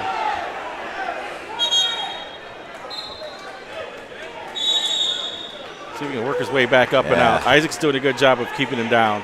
Is he trying to Looks cradle like him here? Looking for the cradle here. Yep. He's got him. He's got him turned. He doesn't have it locked up, I Nope. don't think. Doesn't look like it. So I'm not quite sure how that works. He's close. Again, now Isaac's got to jump sides. He needs to be the side he has the cradle on, then he lets it go. Yep. 20 He's got seconds low left. Shoulder. Well, Dunn looks pretty tall. So how tough is that when you've got a guy that you've really got to basically stretch and use your length to try and cradle up? Yeah, and that's when you just put the head in the ribs, and as you're turning, put pressure, make him come to you. Make him bundle up, so it makes it easier on yourself. This is going to be the end of period number 2. 6-1. Dunn's got some work to do here in the final 2 minutes. He's going on top here, so if we can get a turn. He's come close a few times. Again, just placements, hand placements, where to put your feet. If you're trying to lock a leg in, putting your hip on the side that you're trying to lock in, so that you can get the turn. Again, he puts a boot in on the left side. He's going to stand, probably going to stop it here. Didn't quite get it. Just enough. Stay on top, climb back up. There you go, good job. So you got to take him back down. Nice job tripping him down. Now see if he puts that leg back in. He's going to try to suck it back in. There it is. Again, Working the technique, Yep. mechanics. Again, Isaac does a nice job closing his knees together, taking that leg out. See there, just a simple half. Just turn him over. Now he's just got to walk it. Just keep walking. Doesn't quite have it deep enough. Elbow deep. There it is. There it is. Can you hold him? Not quite. He's close. It's like he's right there. And he just surrendered the reversal. Yep. 8-1. Again, and that's what these matches are for. You're learning. Yep. You know, the kid maybe not how much more experience he has than Peyton with a 2-8 record, but again, you know, how do I finish this move? You know, now you got the feel of it. And we taught it in the room. You've done it in the room probably against your partner 100 times. You know, and you get to somebody different. You try and do the same thing. Sure. Like, why can't I do it? Well, it's a different partner. Exactly. Well, part of that, too, is, and I know we hear it in other sports, maybe baseball especially, but muscle memory. When you find yourself in a certain situation, you don't have to think about it. You've done it so many times that your muscle memory just takes over. Yep. How prevalent is that in wrestling? To a point it is. Instead of muscle memory, I'm going to say movement memory. Okay. Knowing your hips are, knowing where your feet are, knowing where your arms are, knowing where your weight is. You know, it's just one of those things that you feel. Oh, look at this. He's got him on his back. He's got him turn, getting some near fall points. You know, that's what he was looking for the entire time. Yep. And he finally hits it again. Something to work on. You might lose the match, but guess what? You just gained a ton of experience of how to do it. It came just a little too late. 8-7, but only 2 seconds left to go in the match. But as you mentioned, Ray, something to build on. Yeah, absolutely. That's a positive. So here I'm telling my kid, you know, get a tilt, cross wrist, get him over as fast as you can. You got 2 seconds. See if you get a 2-swipe. It's kind of tough to do. But he's aggressive. Yep. But Jolie will advance with an 8-7 decision. His confidence came a little late in the match. Yep. You catch that in the middle of the second period, he probably wins that match easily. So Jolie will advance. He's won. Well, he got a bye in his first round, but advancing here. And as Ray mentioned, you win your first 2, and you are in the driver's seat. You got Shea Bauer here from Hicksville against Nathan Reed from Sylvania Southview. Looks like he has that arm locked in pretty good, trying to get him on his back with that chin. Call that the Iowa, more of a cement mixer. Does a nice job of keeping him down, so you can reset that. Throwing again, Sylvania Southview, you know, another growing program. See if you can tells you something, though. They're willing to make the drive about a good 50 minutes from Toledo to participate. And he cuts him. See if we can get another takedown here.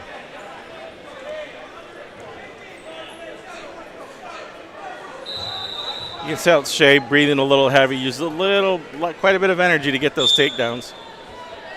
Oh, nice job. Nice job by Nathan, chasing him, getting a 3 before the end of the period to take a 4-3 lead. Got a tight one on mat number 3.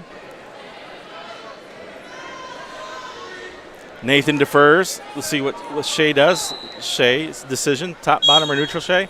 He's going to stay neutral. Let's see who gets the next takedown. About 90 minutes into the action. First session of day number 1 of the 2024 Border War here at Defiance.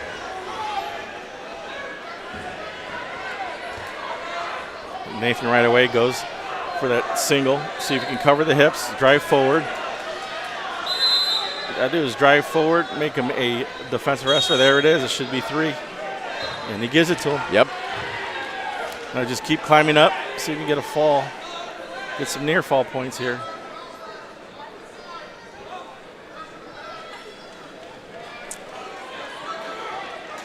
Right now trying to get position, stay, keep his level a little bit lower. Now what are you working on here? Barring up an arm, a half. What do you teach in the room? That's what you're doing here. What does Southview want to do here? Looks What's like his he's reaching strength? for that far wrist. Okay. So you grab wrist control here, bring it to his belly. And again, riding that hip pretty hard here. Let's see if he locks hands.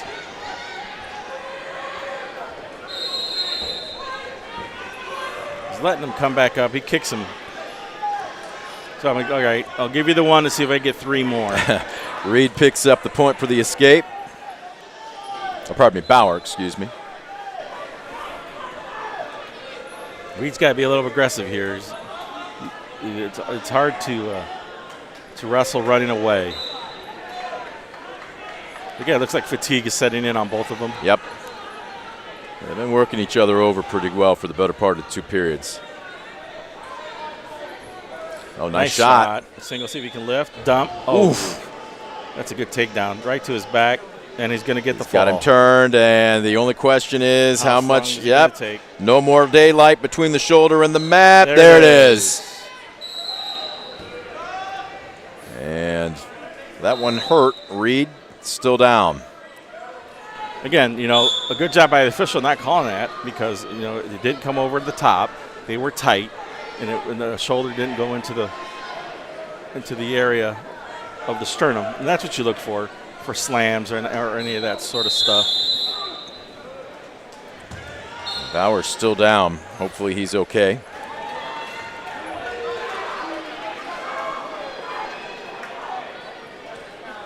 Trainer's out there. Trainer's telling him, hey, I got donuts in the room. Let's go. Listen to you.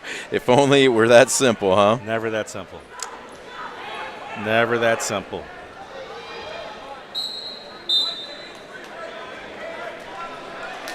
And he's slowly getting up. Yep. This is one of those where you just sort of get the air knocked out of you. You're laying there like, how did that happen? Tell you what, Reed showing some good sportsmanship to hang over. Make sure his opponent was okay. All right, who else we got up here? Anybody from the area? You got 474 wrestlers. Mat 3. Mat 3. Gavin Baker and Sullivan Cray from Patrick Henry. This ought to be a good one.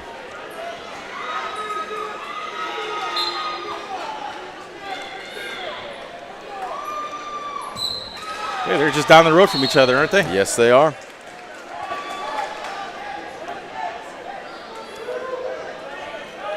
Sullivan Cray looks like a decently sized football player there. Mm-hmm. Got that arm locked in. Again, Van Wert Cougars. See what we can do with the WBL match here. I always like watching WBL kids because I just emphasize on what they do and don't do. Patrick Henry, doesn't matter what sport, their kids are always in the weight room. See if we can finish this double leg lift, drive, cover. There's your 3. And you have a Patrick Henry alum officiating that match, Mr. Peterson. Son was a very good wrestler at Patrick Henry. I believe he worked in the weight room at Ohio State also. Really? Yeah. Okay. The son did. What weight did you wrestle at? Me? Yes. You don't want to know. A long time ago, we get it, in your prime. In my prime. In your prime. 145 when it was actually a weight class. Now, was I any good? That's a whole different story. I can tell you this. I'd be faster in the Hall of Fame as a coach than I ever would as a wrestler. Okay, fair enough, fair enough. And they ain't calling, I'll tell you that. I attended a clinic once from the legendary Dan Gable, and he goes, if you're tougher than you are smart, he goes, I'll still take you any day. Absolutely. Well, he walks right out. Should probably give a stall call there, but he doesn't.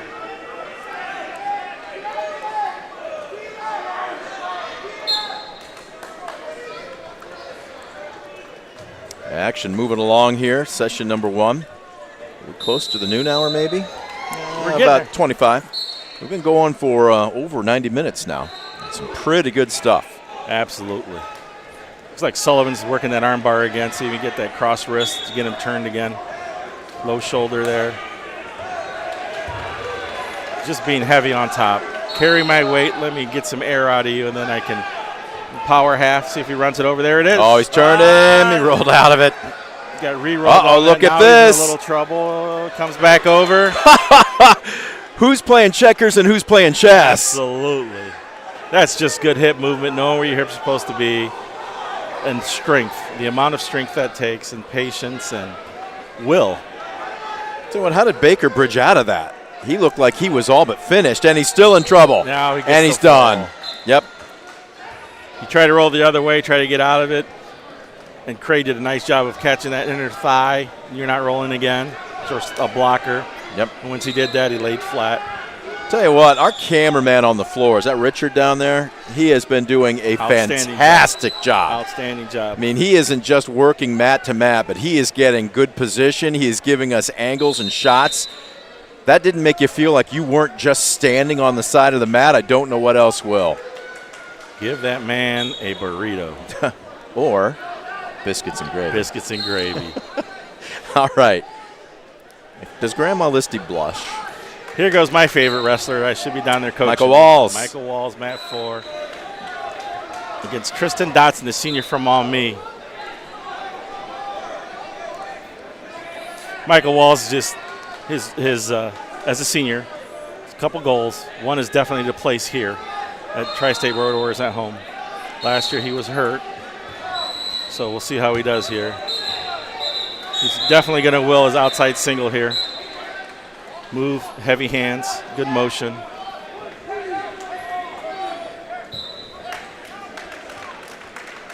Very patient wrestler. Michael is a very patient wrestler. He's going to take what you give him. He's an aggressor to a point when he needs to be, but he'll work here, he'll work here. He's going to definitely football that to the mat, take it straight to the mat. Head in the hole, catch an ankle. Keep chasing, keep chasing. Boy, both guys. Just keep chasing, keep chasing. You're going to win. Michael knows he's going to win that battle. He did. 3 points. Again, now he's going to see Mike try to get a tilt. Oh, they go out of bounds, so they're going to start over. See if he stands him up.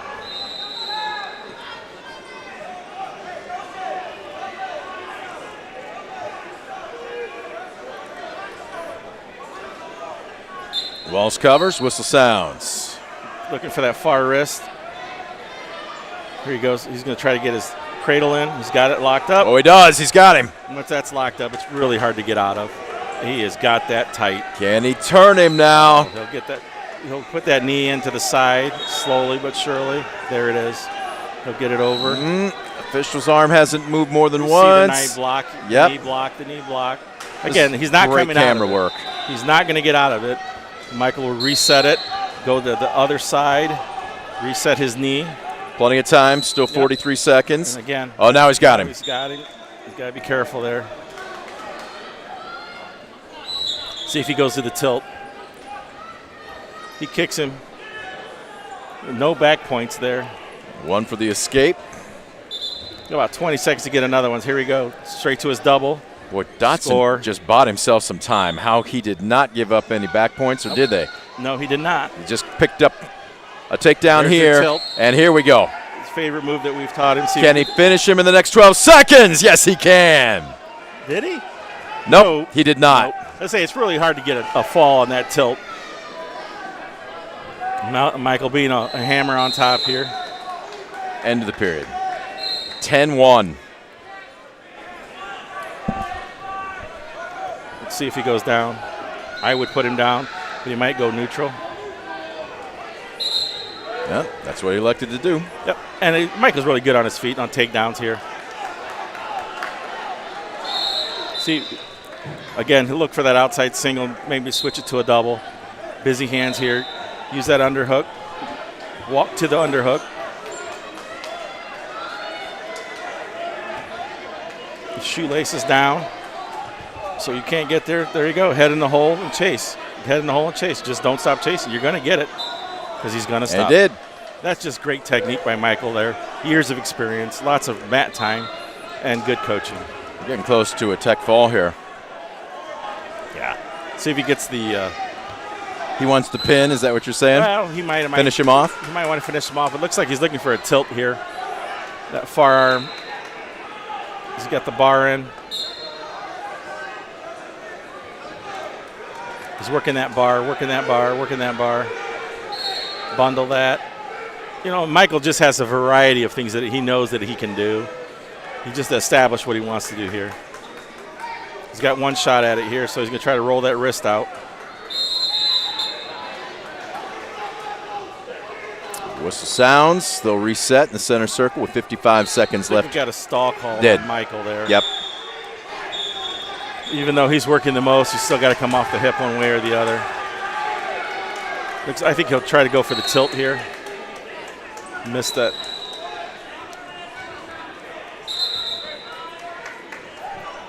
(13-2), so we need a takedown here. There it is. There it is. Okay. Now we need to get that crowd. There it is. Now lock it up again. He's about to turn him one more time, and if he does, locked in yep, tight. he's going to finish him Hip off. to hip, hip to hip. Now let's see if we can go straight back with it. Just needs to go straight back. So we go straight back. Trying to reset. And there it is. There you go. You see the official's arm moving.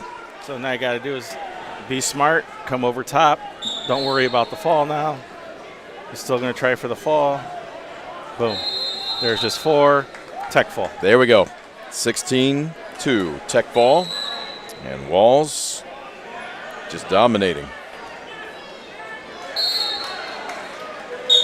He's had himself a good morning. Absolutely.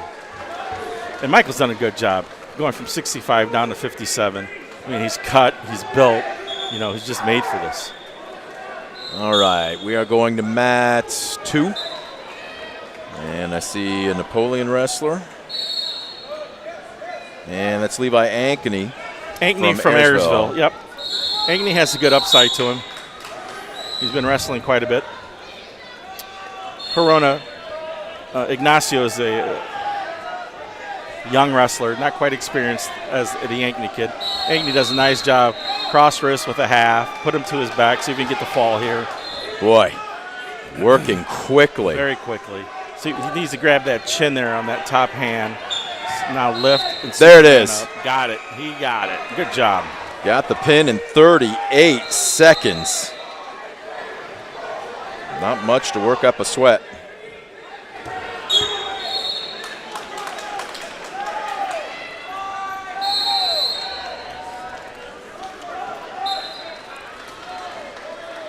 So Ankeny advances. You mentioned a lot of underclassmen in that Ayersville mat room.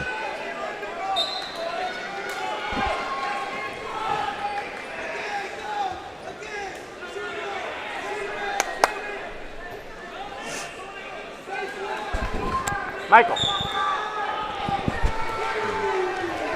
Sorry, I stepped out for a second. No problem. Do what you got to do. All right, who we at next here? Got a little bit of blood. We're going to mat 2. Mr. Graber, Mr. Hertzfield. Okay. Anthony Wayne versus Hicksville. Looks like we got a little blood on the mat.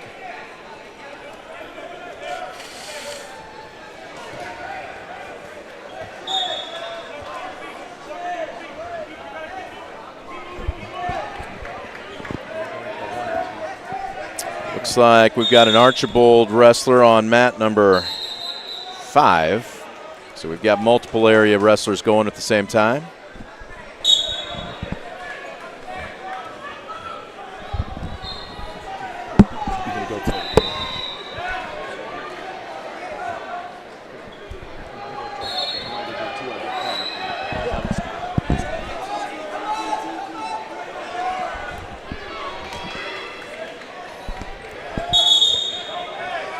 Right now, 3-0.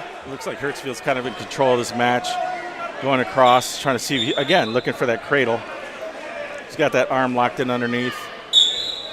It'd be tough to get that shoulder over that way.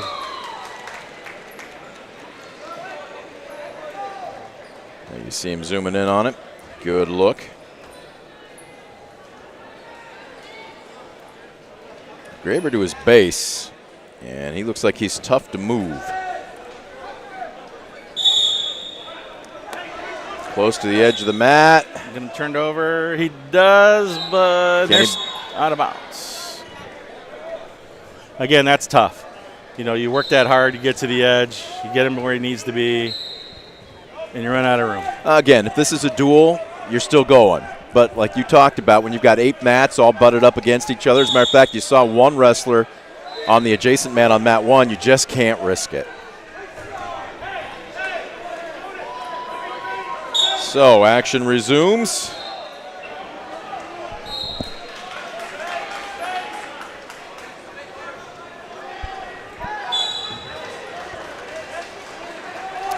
Nice job. Graber looks like he's strong out of his base, and just as I'm saying that, he's about to get turned. Yeah. If he gets his hips over, get that right arm over. He's got that leg. He's putting the guy in defensive trouble. You know, that's what you want to do. If he's got that leg, you want to try to lift it up high. to get him in trouble, then he'll release and you can score. Looks like he's trying to get that shoulder turn coming over top. There it is. Wow. Can cross. Now that left hand should be rolling out away from him Waiting. to help bring that shoulder down. He's running out of time, 7 seconds. And it looks like the first period's going to come to an end. There it is.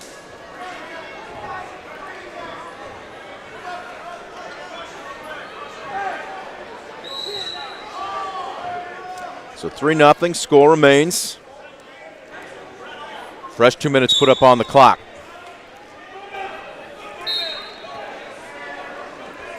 And do we have an Ayersville wrestler on mat number 4?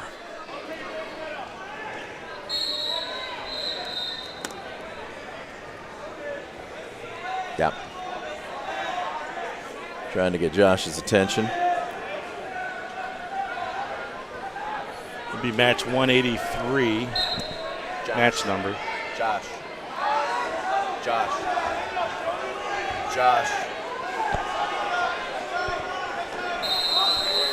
Yep, it'd be Sproul from Ayersville. Here we go, getting our guys on mat 4. And we'll make the switch. There we go, we got the action going. Yep, 165, Mr. Sproul.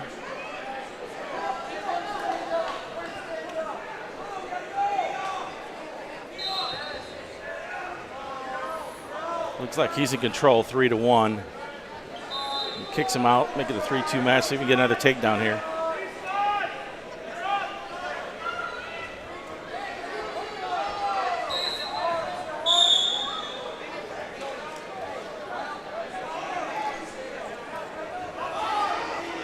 Push, pull, and go. That's the name of that motto right there. Push, and looks like Tucker's done a good job of that. See if he can score here. He's got him on his knees. He's got to finish that there. Good job there. Nice head lever there. Again, just positioning now. Try to get a position to get out that outside single. They're both shooting for the same thing, so that makes it a fun match to watch. Who's going to get it? Oh, there's a nice shot there.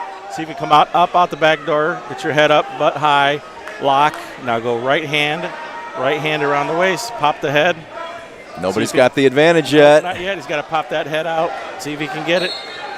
See, at the same time you're just popping your head, you want to bring those hips over and put him in control. That's a good stop there. That's a good stop.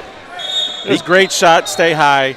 He locked the ankle like he's supposed to. Just got to bring the hips over and pop your head at the same time. And the official gave both of them plenty of opportunity.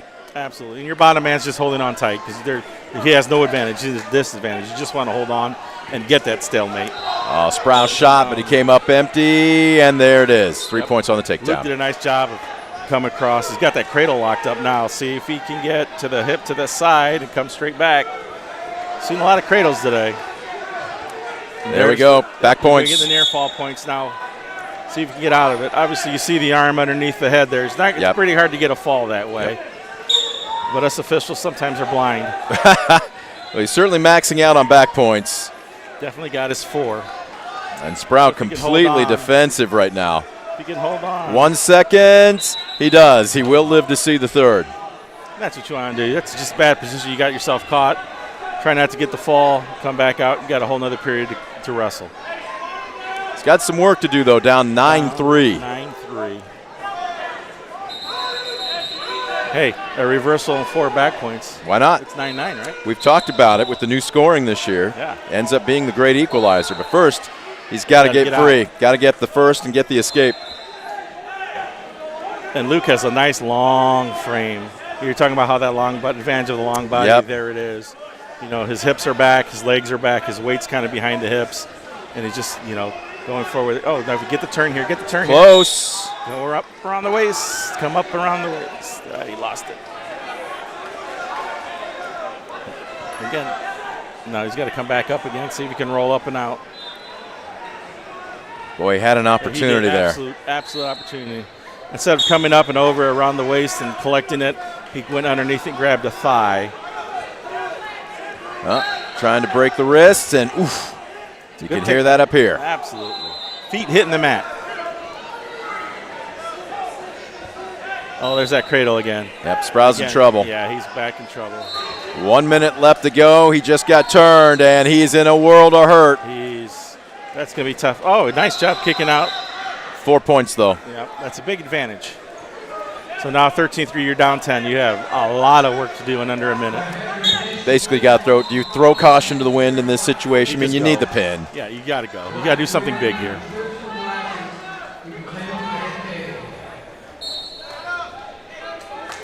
And he's been working off the bottom for the entire third period. And you can see, you just tell, I don't want to say when guys go limp, but when they just aren't as strong. It just takes a ton of energy out of you. Absolutely. Sorry, I was watching Mat 5 at the same time I'm watching Mat 4. We got a couple of Defiance wrestlers going, at least one. We got 2. As this one about to wrap up, with 6 seconds left, they're off the mat, but Luke Andrews is about to take a major decision. And we've got action on mat 5? 5 and 1. So they're bordering each other. Don't we have action on 1? Yeah. Defiance kid on 1? No, I don't think that's a Defiance. I do not believe. I could be wrong. They got a cradle. He's got a cradle locked up. I think that's an Anthony Wayne singlet. We saw. Are they wearing 2 different singlets then? Everybody has 5 different singlets they wear today. There's not one established, believe it or not. Andrews wins a major decision at 13-3. On mat 5, it might be Abel. I can't quite see that far. Okay. Wrestling on mat 5 is 189. Is that what it says? Mat 5?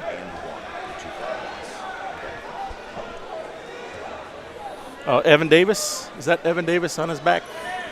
Might be. See if we can't get. There we go. Now we got our cameras on him. Yep, that's Evan Davis. Evan Davis is wrestling a little heavy at 165. It looks like he's wrestling a Grove kid, Mr. Blankenmeyer Sr. Yep. Both wrestlers had a bye in their opening rounds. I can actually say I coach at both those schools. Would they take you back? Columbus Grove would take me back. Okay. Well, you're still at Defiance, so. I got up 2 state places at Columbus Grove the year. One of them was the state champ at heavyweight, Mr. Jeff Meyer. Murph hasn't sent you packing yet, so.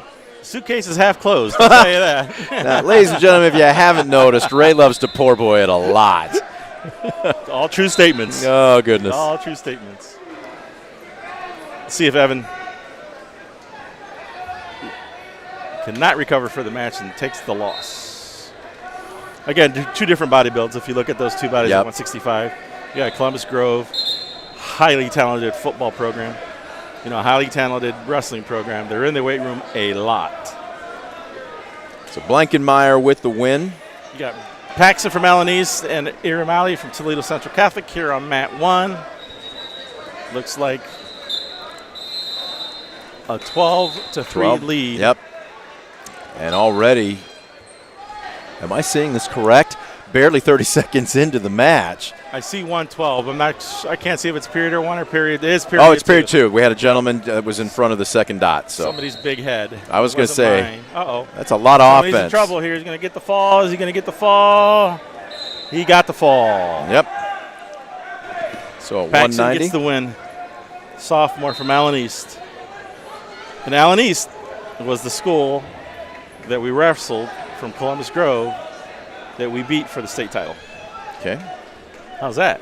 Not a bad memory. That gets you 50 cents and a cup of coffee at the diner downtown. There you go. Mud. I'm gonna keep as long as the spoon stands up when I'm drinking it, I'm happy.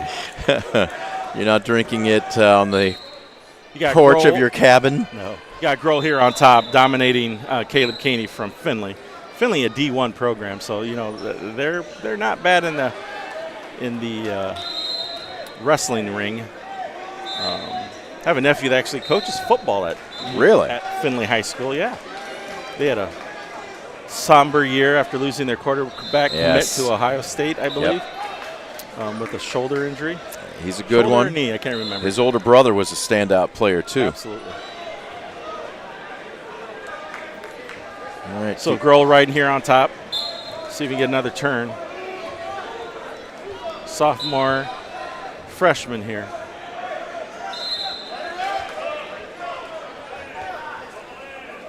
Looks like he can get the body turn. He's got the leg locked in, so see if we can get that shoulder over. He's doing a great job of trying to turk that leg over. There it is. Now he goes low shoulder underneath.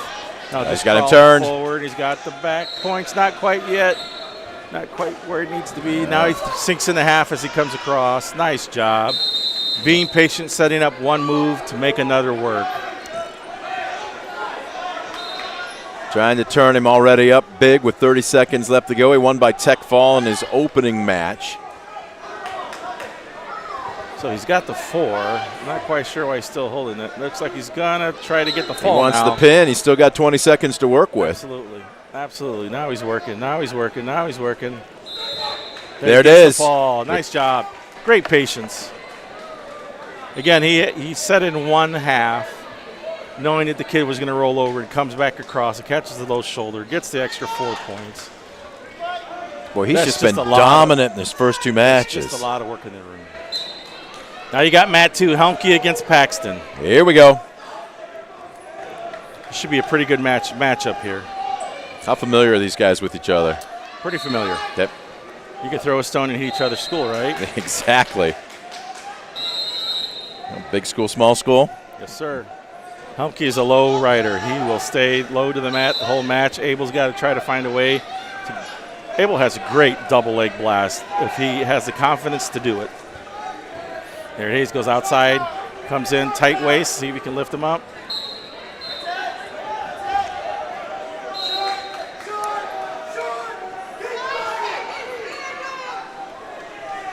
See if Abel can work this outside single here. He's got to move him heavy. You got to be heavy with the hands and move him left or right.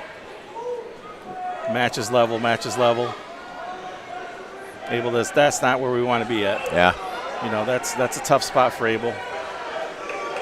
And he's about to give up. No, not just yet. Inflates his double. Wow. High hip. See if he can keep his hip down. See if he can keep his hip down. Now come across and lock that leg. Come across and lock it. Yep, just keep coming across. See if he'll give it to him. Crawl up. Nice job. There it is. Nope, not yet. Official still laying his hands out flat.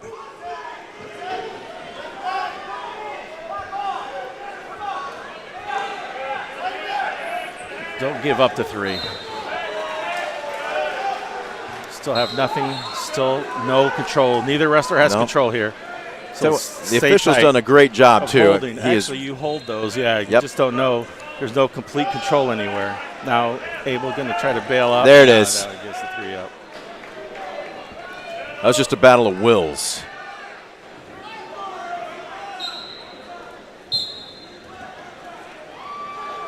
Okay, not a lot happening here. He's giving him near fall points. Are you serious? I don't know what he was counting there for. He did. He did. He gave him 2. Oh, wow. Didn't look like he was anywhere near fall, but. Well, that makes it now 5-0 instead of 3-0.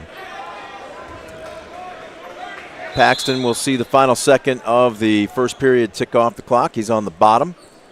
Now you have Coach Murphy going to the table and asking the definition of near fall. You and me both, and we had a great camera angle on it. Did that look like he'd passed 45 degrees to you? No. His shoulders were way above 45. So as he's sitting there, I know he's saying he's pulling him back, but as you're pulling him back, that does not meet the criteria. But again, we're not down there. We can't see the angle that the official sees. So in his angle, he said, hey, that's 45, and you're going to have to take it. This is an extended conversation, but a change in the call is not forthcoming here. No. So it will remain 5-0, and Helmke in command. Got to go down here. Yep, Paxton wins the flip. He defers to this. Interesting. Did that surprise you? That clearly did. It did. You're down, 5-0. You want to try to get at least 1. Abel's not one of the best ones to get out from the bottom, so we'll see how he does here on top. See if we can get a turn. Trying to work his strength. Probably just going to try to kick him here and get a takedown. Helmke trying to break the wrists, and he does. So now Abel's really got to go. You Yep. gotta get, I mean, a takedown, it's now, you close it in half. You just got to move. You got to move your feet. You got to have the will. Got to finish. Working off the inside. Who's got the advantage when the level is high like this? I think it's Helmke. I think he has the advantage. Obviously, he's in control. Obviously, winning the match. Ooh, brute strength, and he flipped him, but off the mat. Way out of bounds. Well, now that we're getting into some of the upper weight classes, you're seeing guys that can maybe make a brute strength move where some of the smaller guys clearly can't. See, and that's just a really bad shot by Abel. Got to close the gap on that. Shooting a little too far there. Get in close, finish it up, will it in him. And Abel's a great come-behind wrestler. The score 5-0, 6-0 doesn't scare me, but he's just got to turn the motor on and go. Mm-hmm. Oh, right now in a little bit of trouble. Got that front headlock locked in pretty good, Helmke does. So if you see if he can come around the end and score on it. Again, able to keep moving forward, catching leg right there. You just got a hand fight there. You got to attack that elbow, get out of that lock, come up slow. Watch as you come up because he will throw you. Helmke's a good thrower. Yep. He demonstrated that once already. Time continues to tick off the clock, coming up on 30 seconds, and the official will stop it. Out of bounds. Well, for what seemed to be a stalemate for the better part of the first period, ended with, I know what Ray would say, maybe are some phantom back points, but right now. There's a good shot there by Abel. Now you just got to finish it. Bring it up, go all the way down to the bottom, finish up with your double leg. There's your three. And they're going to give it to him on the other mat. Now they're going to stop because I was about to say Helmke's really dictated the pace up until right there. Absolutely. I think you stand him up and go again. 18 seconds. See if we can hold him. You definitely don't want to try not to give up the one in less than 18 seconds. See if Abel can ride him out here. Let's see if we can get that tilt. Oh, he's got the cradle locked. He had it locked. A little high. He's a little high. Oh, he's hanging on for dear life now. He's got 7 seconds or he's about to give up more, and he just did. On the reversal, 2 more. Makes it 8-3. Got to go neutral. Helmke has just been, I'm trying to think of a good adjective, in control. He's been aggressive when he's needed to. Helmke's been a good defensive wrestler. Yes. His offense is all dictated on how his defense rolls against you. Great countering. Yep, absolutely. And right now, if you're Paxton, you just got to get up and switch out. it into overdrive, don't you? You just got to go. He's going to come up, turns in the wrong way, almost gets put on his back. Get the hip down. Lots of back points here. You got 4. 12-3. And Paxton just desperately right now trying to get to his feet.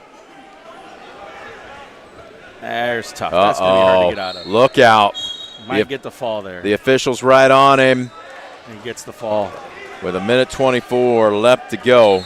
And we kind of poke at Tenor a little bit on their wrestling style. I call it barnyard wrestling because there's not a specific style. They go against what you're doing. They got great hips. They roll around. They catch you in bad positions, and that's what just happened. You know what? It's effective. It worked there. And it works in the GMC. It works in some of these tournaments, Yep. and they've mastered it. And when you master something, you don't go away from it. You just get better at it, and they've gotten better. Well, I'm going to make a loose comparison. You tell me if you think it's accurate. But John L. Smith down at Okie State likes the guys that are just clingy. They just hang on you, and you make one. You don't have to make a significant mistake, just a small one, and then that's when they counter. Capitalize on you, absolutely. Is that maybe a fair Tenora in a nutshell? Absolutely. Fair comparison? Absolutely. You got Aiden Johnson here, junior from Napoleon against Uric from Homestead. Looks like nice. Looks like Mr. Johnson took the takedown right away. Looks like he got a tilt. Now he's got the bundle up. See if we can get him rolled over for a fall.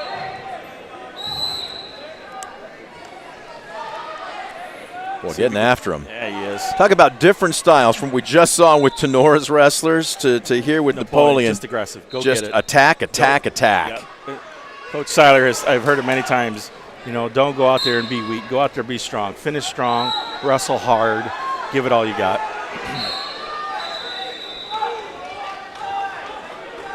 He's got that bundled up pretty tight. He needs to take the knee, block the head, and walk that way.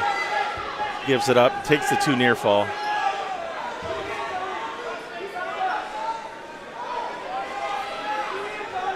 See if he does it again. He's perfectly set up for it. There he does. Nice job. Cross wrist, see if he can get back underneath. Looks like he's going for a cradle. I thought the same thing. He's not quite there. Maybe now he's got it. Look out. Get his 4 count. There he is. Got Wow. it. Absolutely. 29 seconds left in the first period.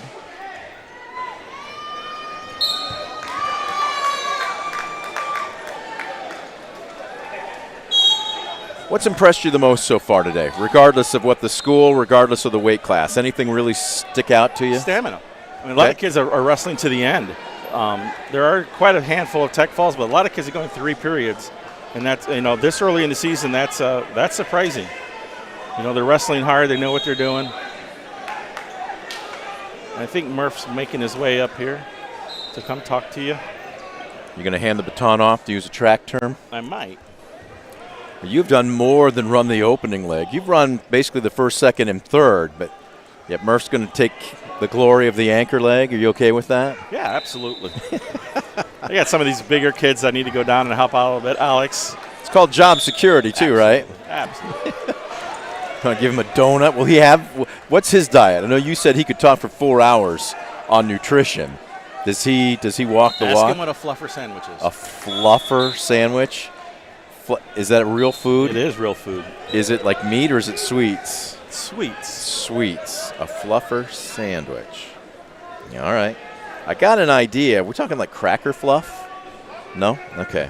Marshmallow. Close. Peanut butter. I married a now former Mennonite, and they have something called cracker fluff, which is basically marshmallow cream with graham crackers over it, but it's a side dish. My first meal at her family's, I'm like, what, do you eat dessert before the main course here? No, it's a side dish. They call it cracker fluff. So I'll have to ask him how that compares. Also ask him if he's had Grandma Listy's biscuits and gravy. Oh, Grandma Listy, I'm sorry. Oh, I tell you what, he knows that family well. She's gotten probably as much airtime as any single wrestler we've had so far this morning. As well deserved. Let's see if Mullins can finish this. Mullins had a nice shot there on a takedown. Kind of gave it up. Lane does a nice job coming out the back end and getting the 3. Now he's got cradled up. Tell you what, these big guys have been putting in a lot of cradles. Does that surprise you? Absolutely. And he gets the fall off of it. Wow.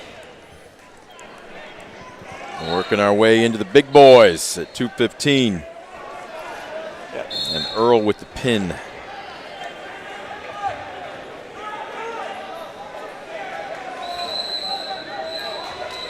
All right, where are we headed next here?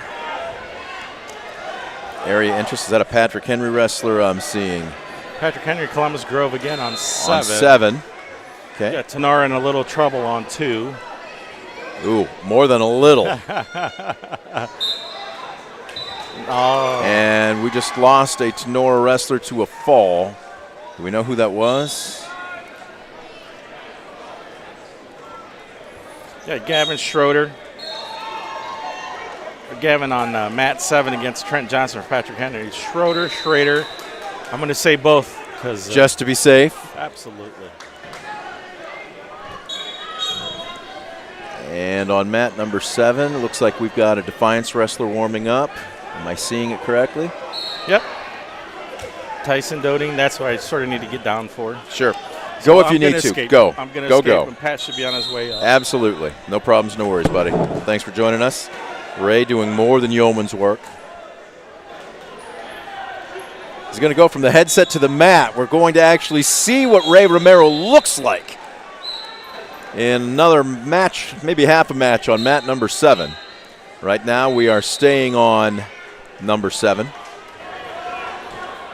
As Trent Johnson undefeated on the season at 10-0, Gavin Schrader has wrestled roughly half as many matches. Towards the edge of the match, mat, I should say. Action going on adjacent to it. Both officials need to be aware and cautious. And do we just have a stall warning? Okay. Well, at a $190, Trent Johnson, you can see him right there. I would guess 215. He is cut. My goodness.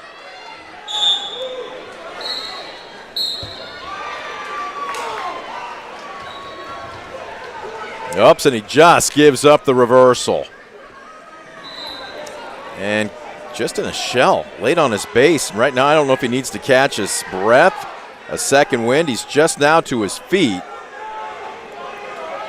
But Schrader's taking it to him.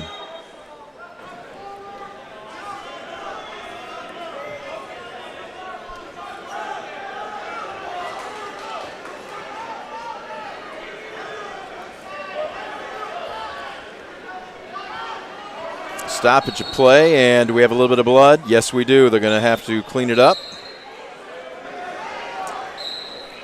We've got, looks like an Archibald wrestler. We've got, now do we have somebody from Defiance on mat number 4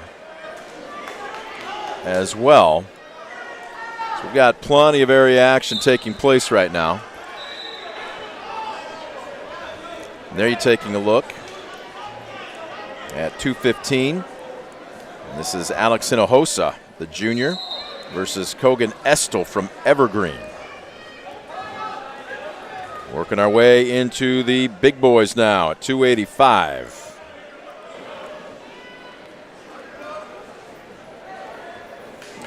Hinojosa, multi-sport athlete, defensive and offensive lineman on the football team. Right now, no score. He looks to be the aggressor. A lot of action upstairs, as it's not uncommon when you start to get to certainly the 215s, but definitely at 285, and then beyond that. Coach, how are you, sir? He gives me a smile. Let's give you a pair of headsets. Yep, absolutely. Oh, Ray's hustling down there. We joked. Right now we got Hinojosa on mat number 4 with no score. Let's bring your mic up just a little bit so we can actually hear you. There we go. Well, so far so good today. You pleased, satisfied? I'm never satisfied. I've never heard a wrestling coach say satisfied, but somewhat pleased with how things have gone so far? Well, I have to admit I've been doing a lot more tournament management than actual results. Okay. I just was coaching Abel down there, and that was my first match of the day. And so break that down, because we thought, I won't call them phantom back points, but it didn't look like toward the tail end of that first period that Abel's shoulders were past 45. What was the referees or officials' explanation to you? That wasn't what I was asking about. Oh, okay. He would have said they're within criteria, but okay. There's actually a picture in the rule book where Abel had the near leg hooked, near ankle hooked, far ankle in his opposite hand, cross face to the far tricep. And the rule book doesn't say it might be 2. It says this is 2. Control, okay, which would now be 3 with the new takedown rules. And I was just explaining to him. He said, well, I didn't feel it. I said, yeah, but the rule book says it is. It doesn't say you get to turn. Well, I'll have to go look at that picture. So, okay, great. Okay, all right. You know, so, and again, you know, hopefully that's how we work with officials. We're polite and, you know, have a intelligent discourse, and sure, decision gets made, and we follow through with whatever they choose. Okay. we made the comment starting the second period that a change in the call wasn't forthcoming. How would that have impacted the match, in your opinion? Well, it would have been 4-3 at the end of the period, because we would have gotten a 3-point takedown. Then they would have gotten a 2-point reversal and 2 near fall. So instead of being 5-0, it would have been 4-3. But Abel works hard out on the mat from a coaching perspective. Every once in a while, he gets a little, I would call it stuck. and he gets stationary, he thinks a little bit more than he probably should. And that happened to him almost 4 times out there, and the Tenor kid took advantage of it and scored good points. And at the end, even, we initiated that action that put ourselves on the back. And we talk about stuff like that, who's doing the work. And we did that young man's work for him, and he took advantage, which is what he should. So, good job by him. Hinojosa going up 4-0. Now, we've got Defiance on both mats here. So we've got Defiance on mat 4 and mat 7. And that is Tyler, correct? Yes. Yep. Yeah. Alex did a good job with the technique. We're trying to get him to do a little bit more, attacking the elbows out.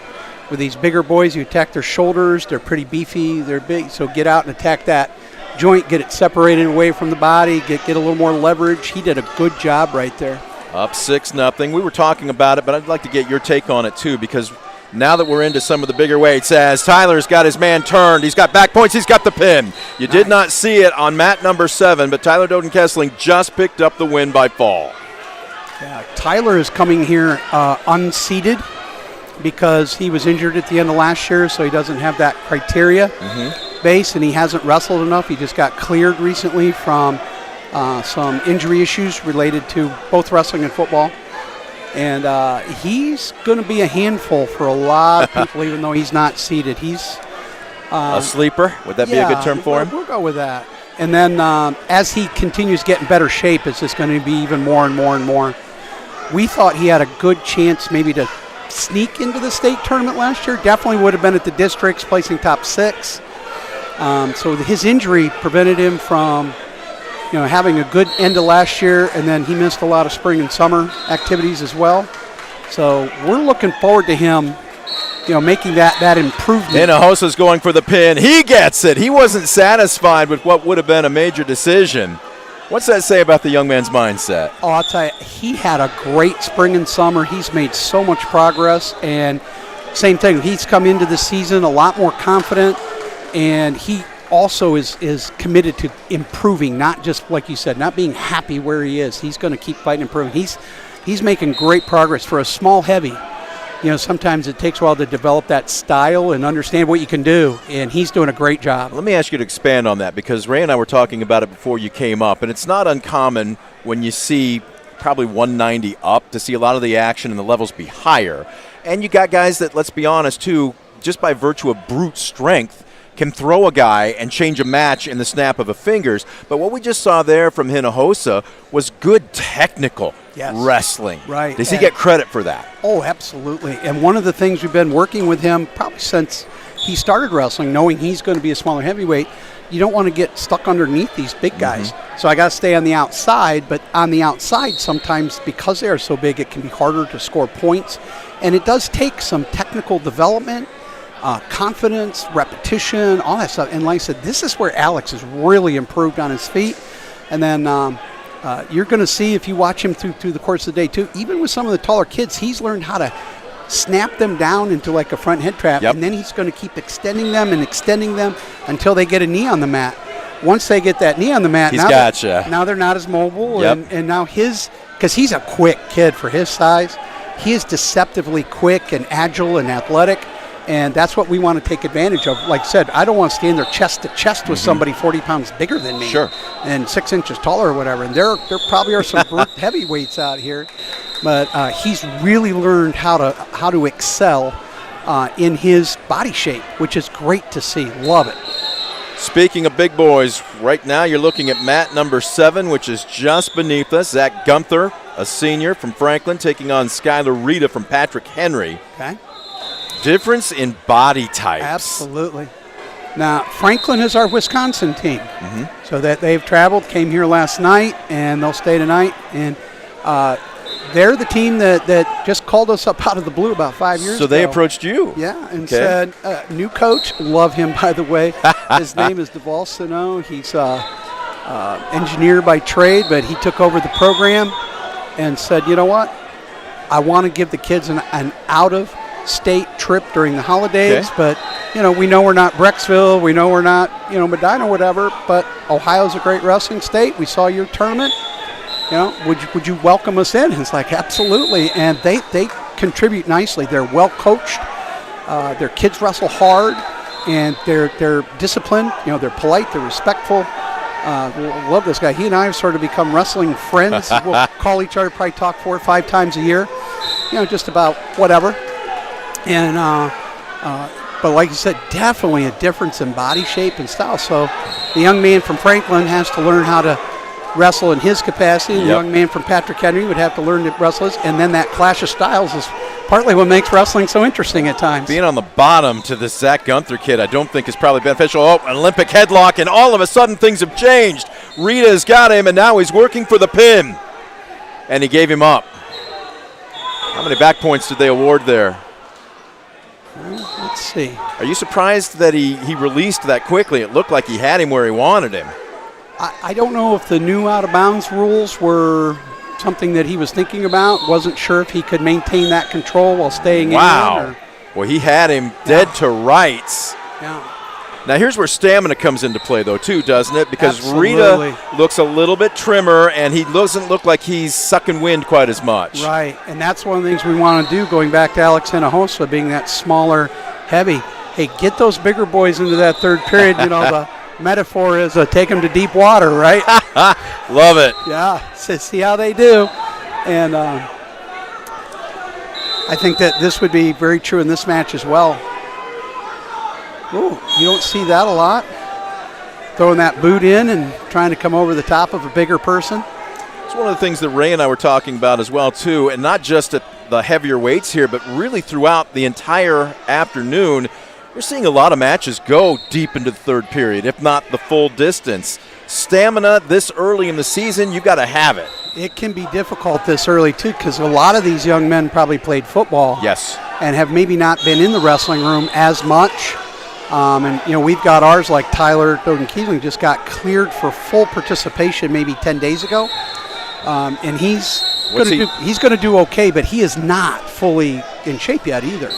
What's he operating at, percentage-wise, would you say? Oh, that is such 80? a tough. 70, 80, yeah. Okay. I think he's got a lot left to, particularly, and, you know, the conditioning sort of is hard to gauge. He also has some technical improvement you're going to see, too. So, you know, once he gets back on the mat and gets that confidence back again, and he, like I said, he's going to be a handful now. I don't know if they'll come out and meet each other. You know, one of our local rivals with Napoleon, young Mr. Eggers, is a good-looking young man, too. We called him earlier today. Matter of fact, Napoleon's wrestlers, period, you know their style. It's out of the gate quickly and coming right at you nonstop for 6 full minutes if you last that long. Right. Now, and I took a quick peek at the brackets. I haven't looked much yet today. But George Eggers is the number 1 seed. Yep. And Tyler, not seeded, is down in the bottom. So if Tyler could work out, maybe they could wrestle in the finals. That'd be real good. And the, you know, Burrow fan, I don't know how much people, you know, credit you want to put into the prognosticators, but makes for interesting talk, right? That he has Eggers, like I think number 5 or 6, and Tyler's either 6 or 7. I mean, they are back to back, right next to each other. In those ratings, that would be, you know, see how accurate he is, right? Well, hope the seeds play out. Yeah. Right now, Rita working on top.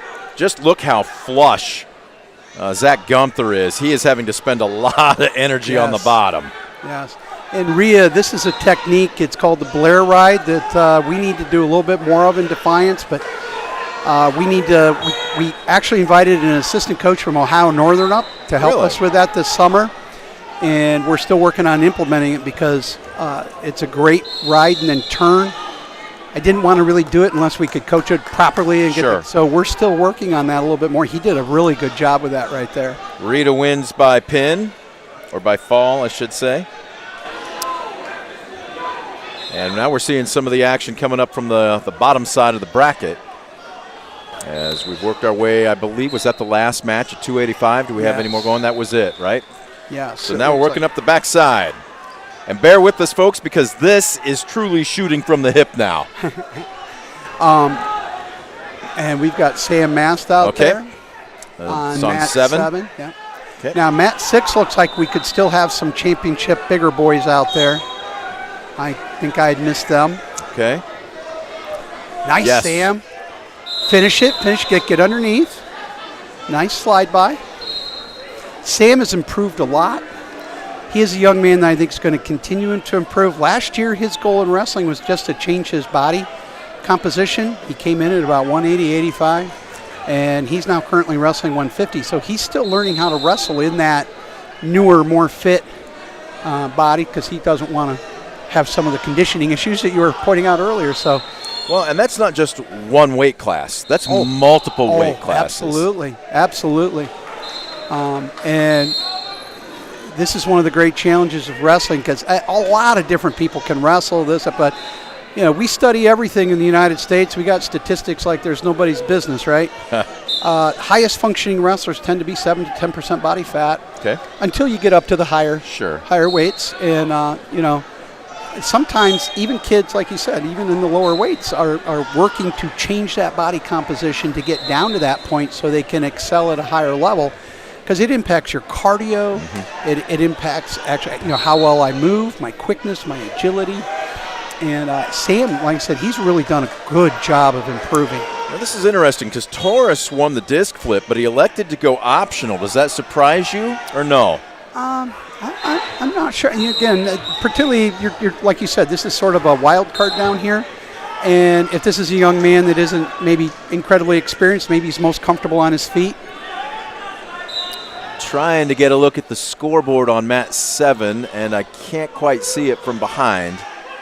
Maybe our cameraman can get it for us. Sam should have close to double digits.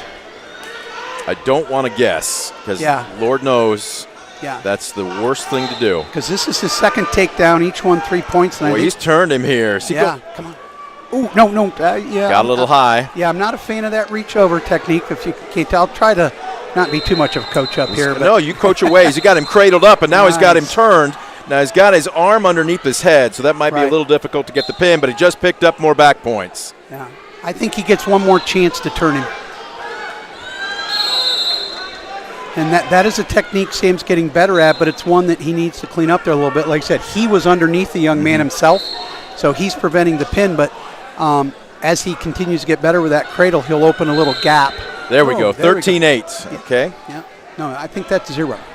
Oh, is that 0? I think so. Okay, I saw the light flashing across the middle there, so I apologize. That's finished. Nice Doesn't make a difference because he just got the fall, and Taurus is done for the tournament, but Mass continues to wrestle up the backside. I didn't see the time on it. I'm just going to write second period above it. All right, you like to see that, though. I did. That is exciting. Again, watching Sam continue to develop and contributing points. You can see Coach Carr's really excited with him. So let's see where we're going next. We are going to mat number 3 as we've got a Tenora man, Devin Llewellyn, and Jeremiah Hargraves from Dowagiac. It's clearly Wisconsin, correct? Yeah, no. I was joking. Michigan. I was kidding. But it is the sort of Native American. Yep. I do think they're named after a local chieftain back in the day. And what do we got? 7-0 right now as Llewellyn in command. Their coach and I sort of, again, get along really well, and he's trying to help me learn how to pronounce that better every year. And I think I'm on year 10, and I'm getting closer. I'll let you go with anything that looks beyond simple. How's that sound? There you go. Like it. Boy, good aggressive move. Getting in. Can he turn him? Well, he just picked up 3.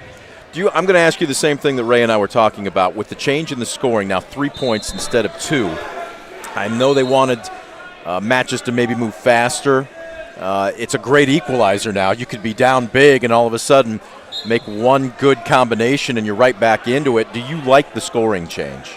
I do, and it's, again, we're making high school wrestling a little bit more collegiate all the time. The new out-of-bounds rules would be part of that, and I think what we're seeing is a reward for aggression. Sure. And emphasizing that the takedowns are important, but you also have to remember the other rule changes with the near fall.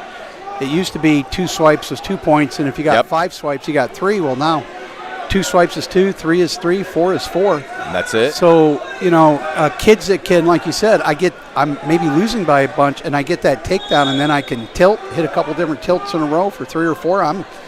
I can score a bunch of points. Changes the game completely. Yeah. And I think it depends on who you talk to as to what the reasoning of the rule change was. Quicker might just be a side effect, Sure. but I think they wanted to reward aggression. Well, Llewellyn was definitely that. A tech fall, 20-2. Yes, that was nice. Different schools, different coaches, different styles. And we were just talking about it, too. Tenor seems to be one of those that's maybe a little bit more clingy style, waits for you to make a mistake. And it doesn't have to be a big one. Maybe you're just a half a step off your balance, and boom, they've got you. But right there, Llewellyn was just aggressive from start to finish. Right. And I do think Tenora, if you ask me over the last number of years, it is an aggressive style. It's a physical style. And like you said, you get out of position, you make a mistake, they're going to take advantage of it. And, that was evidenced in Abel's match right before I got up here. So we've got Defiance on mat number 3 here, so we'll keep our focus there. Yeah, Ty is a little undersized for this weight class, but he will fight. He's a 106. He probably actually weighed in today about 102 or 103. But we went down to St. Mary's, and he had a huge pin in that dual meet win for us at 113. So he can wrestle. We've got 2 good kids that we like at 106.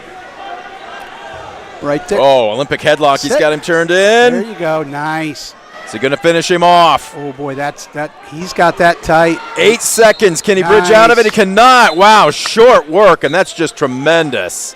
Yeah. That's what Ty has a little different than some of our kids. That's not necessarily my style. He's done a good job developing that. He knows he's getting better at when to do it. Every once in a while, kids that like that style get a little too aggressive. That was the right time and the right place to do that. He hit that well. Well, he's walking like a man as he heads off the mat, too. How can you not be happy with that? Absolutely. It's, when you get new kids out, and we're doing a lot of this with the girls now as the girls are developing, and, some of them are a little apprehensive, don't know if I want to do this or not. You always tell them, hey, just wait for your first pin.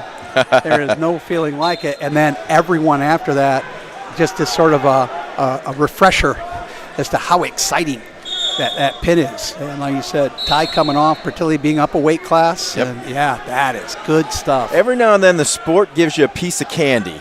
Yes. And it may beat you up, and you may think, boy, what have I got to do differently, or how can I last? And then it throws you a piece of sugar, and it keeps you going, doesn't it? It does. One of the things we've been trying to get kids to understand here in Defiance for a while is, good kids get beat up every day. Mm-hmm. Bad kids just get beat up a little worse.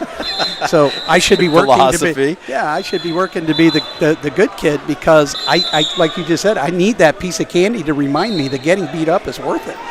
Now, Ray told me that you could go all afternoon and forget about wrestling if I brought up the topic of nutrition.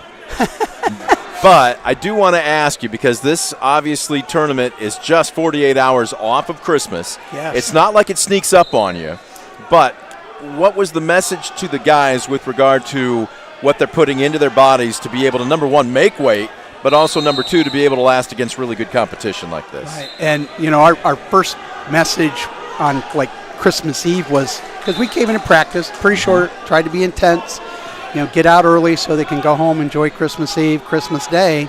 And it was, hey, enjoy everything in moderation, just a little bit. And remember, you got to watch weight. And I think a lot of teams, a lot of kids here struggled with that. It is not the best time of year, but, nutrition has become so important in this sport. We're trying to get away from the 1960s, 70s, 80s, whatever, where, just dehydrate a bunch of weight the day before, because water is so important to us. Yes. As soon as we lose 1.5%, we start to notice 2% is really critical. And where it impacts most is your brain activity, your brain function. Needs that water. Now I'm not making good decisions out on the mat. It's there, let alone I keep going deeper, the muscle fatigue that comes with it, and even then I have to have the water in there to take the stored energy out of that cell and to transform it into something that I can use, metabolize, I guess, right, Yes. would be the fancy word.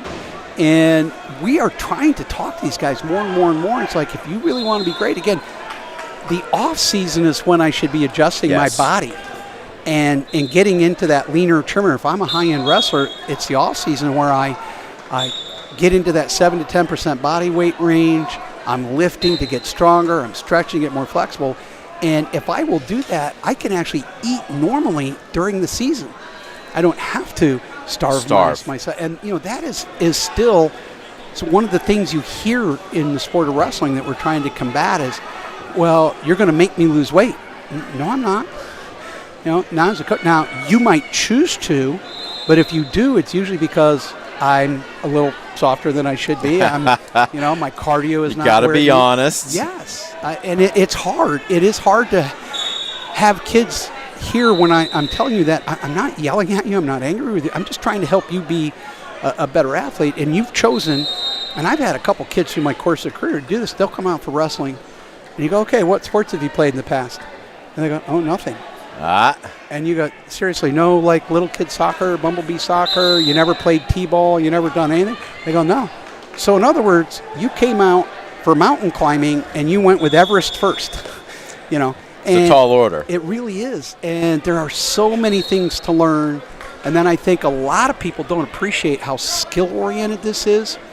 So some of these kids think, well, I'll just lose some weight and suddenly I'll be good. And they aren't yet skill developed either.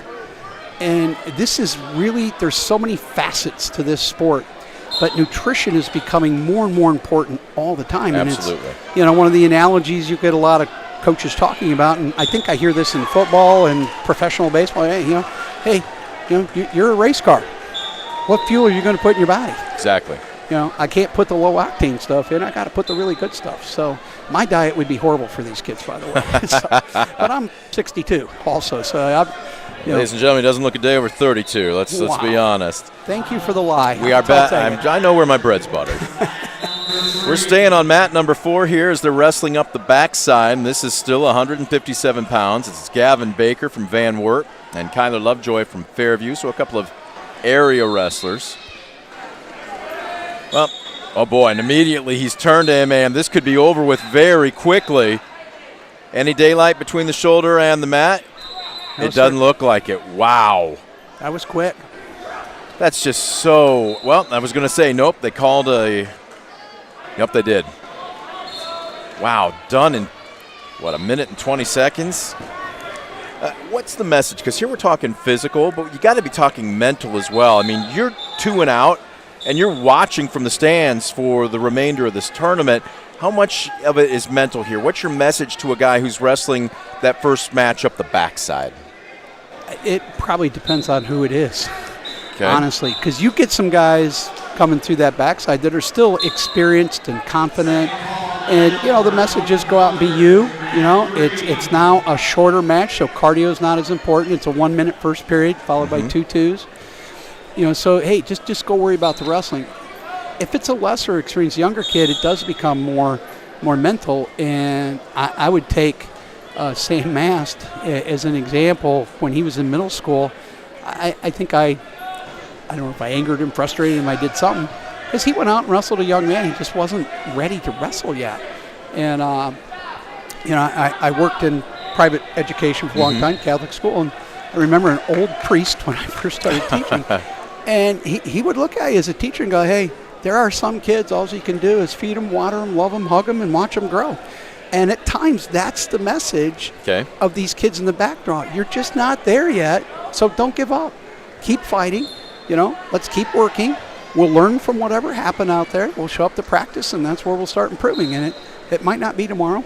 Might not even be the day after. It might be take some time. Take some time. Got to have some patience. Yeah, and like I said, Sam Mast is doing such a great job of demonstrating that. He'll get frustrated when he loses still, but I think you're able to talk to him more because he then has appreciated that, part of this is just physical maturity, part of it is skill development, part of it, it's not like I've done anything wrong.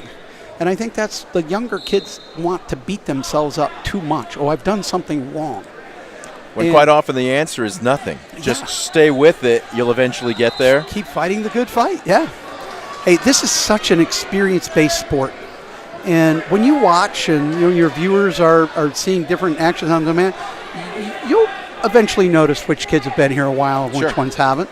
And, I hope this doesn't sound too mean. If we went back to the Fairview and Van Wert match, you could tell which young man has been on the mat a few more times versus which one is probably just starting out on his track of wrestling. Well, right here you got a pair of freshmen wrestling up the backside. Now, this is a 215. This is Dyson Scott from Wayne Trace out of Paulding County, and then Tucker Frank from Allen East. Ooh, tough move. There's that brute strength that we just talked about, and you see power moves like that with the heavier guys, and that match just ended. Yes, that is a mature young man as a freshman from Allen East, and they focus on that style a lot too. Their coach does a very good job, but he tailors his techniques to the skills of his kids. And I was going to say it's unusual to see the younger kids at that weight class having that much success. We'll have to keep our eye on that young man, see how he moves through. Just a freshman, but he made a statement. He looked the part too. Let's see, anybody from the area? There you get a great look at all 8 mats. It's organized chaos, ladies and gentlemen. I joked about it to start the broadcast. It is a tidal wave of wrestlers. And here we've got an Ayersville and Swanton matchup. And this is Tyler Knieven, a senior, just a tremendous young man, versus Luke Sleds, a junior from Swanton, who is still looking for his first win. That 8-mat view, I think the tournament director would say, geez, we need to figure out a way to get some people away from the mats a little bit. Don't know who's in charge of that, but it is a great view, though. And to be able to figure out how to, get this many kids out. And we ask coaches all the time, every year, give us some input, do a little evaluation for us. And we've asked, do you think we should shrink the number of teams and number of athletes? And they every year go, no. The first day is a little muddy. Yes. It will clear up a lot tomorrow, and then by the time the finals are, we'll have spacious. We'll have other bleachers pulled out and down to 3 mats, and it's a great show at the end. And I think we're all just sort of willing to work through the muddy parts here. That's what you got to do. Knieven right now certainly more experienced. As we're seeing some of the team scoring on on one of our monitors here. We'll kind of keep you up to date on it. And right now on mat 7, just underneath us, did that one end already? Well. Yes, I think so. Well. It can be hard to keep up with 8 mats. Switch your eyeballs real quick and literally it ends. That's part of you can say the beauty, certainly sometimes the frustration of this sport, but there is no clock that you're playing to for the final buzzer. You can end a match if you choose to raise your level of intensity, your level of performance. Absolutely. I think we got a Tenora wrestler on mat number 8 here just below us. Is that what I'm seeing? Yes. Okay. This looks like a pair of, well, maybe not heavies. Or are these heavies? They're small heavies or good-sized 215s. Either or. We'll wait and see if we can't get the... So Tenora and Liberty Benton. We'll give you... There you go. That's it. We'll give you the names. This is going to be Andrew Berger, a junior. Check that. Bradley Wright is also a junior versus Andrew Berger from Liberty Benton. Both sub-500 records. This is a match at 215. I think these are the ones you asked earlier. The coaches probably want to put their heart and soul into this one to see, which one of these guys can we move closer to that 500 and work them off that sub-500. Sometimes it becomes like a treadmill. And it's just, what do I have to do to get off of here? And getting some wins here can be huge. Well, right now you're just looking to extend your tournament. Yes. You lose and you're done. You're a spectator. Yes. And let's see, 7-0 our score right now for Berger from Liberty Benton, and he's looking like he wants to end this one early. A minute 29 left to go in the second period. Right to his feet and gets the point for the escape. Nice job by the Tenora young man, kicking out of that, controlling the wrist. Trying to go on a low single, but cut off. Also, maybe was a little fatigued. If you're going to shoot, you want to be aggressive, don't you? Yeah. Especially at this weight class. Yeah. Uh-oh, he's turned. He's going to try and bridge out of it. He's in a world of hurt, and that's going to end it at 59 seconds in the second period. Wow.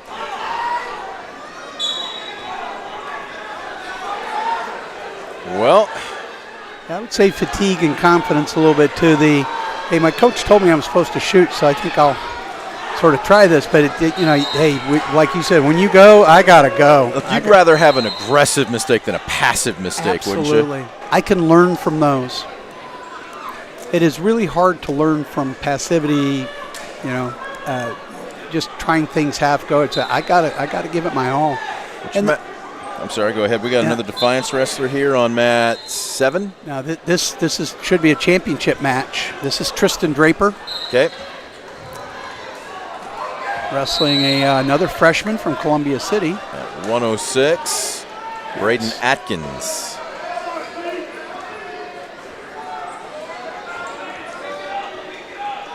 Talk a little bit about Tristan, too. What we saw, and he won his first match 12-6, but just seemed to be a good technician. Really worked his opponent over. Yeah, he's improving. I think that's one of the things we want to continue to see improve with is the technique. And as we're witnessing, his bottom work, we'd like him to improve a little bit more. Sometimes he has this notion, I'll just not let people score on me, but hey, my goal should be to score on them. I've got to be working harder at points, but he always fights. He is a scrapper, and we like that willingness all the time to be moving and scoring. Tries to roll out of it there. Yeah. Nothing awarded yet. And that sometimes is a little bit more of how Tristan does find success, is more that unscripted action.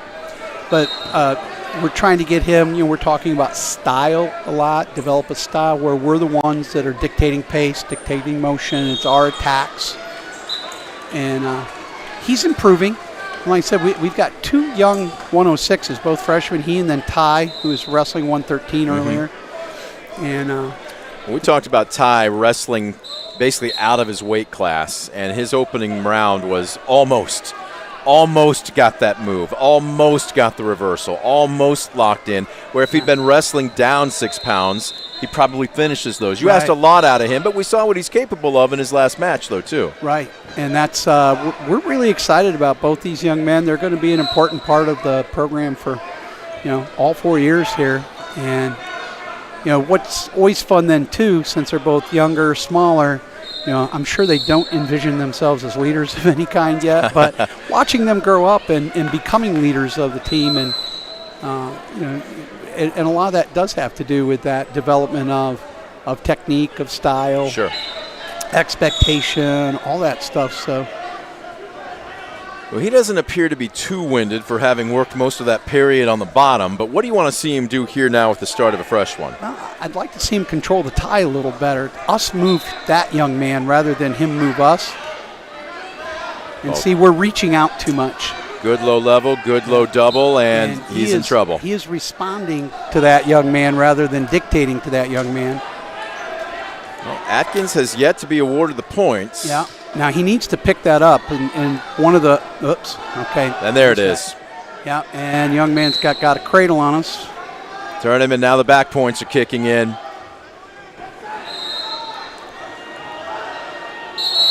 Braden is in trouble here.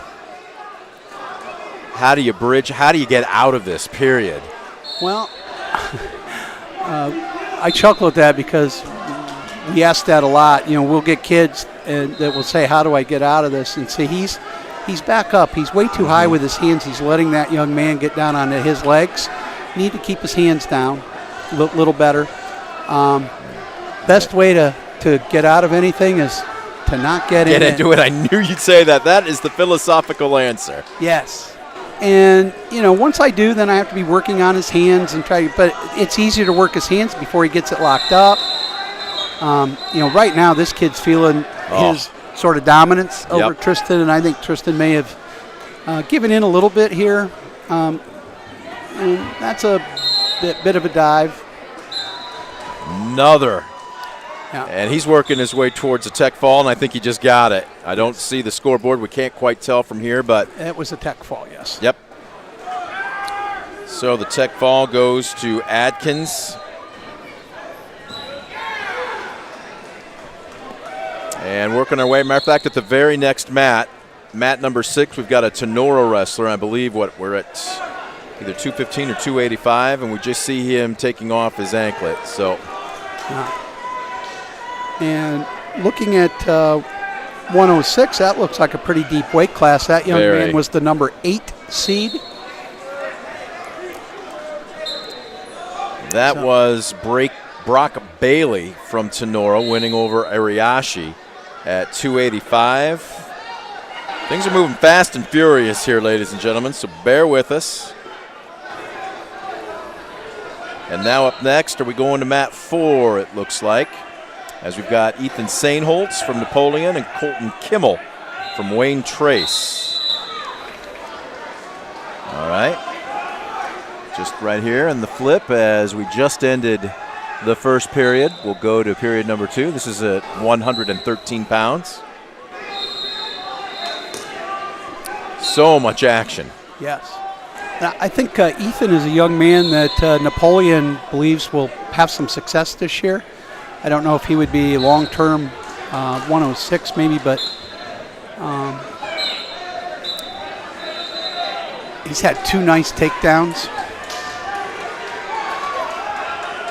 And he's working on a pin right here. Taking time to adjust the headset. Well, you're getting your 4 near fall. You might feel you got that luxury, right? 10-1. We're laughing with you, Ethan. Well, more back points, and he's just going to go ahead and finish it off.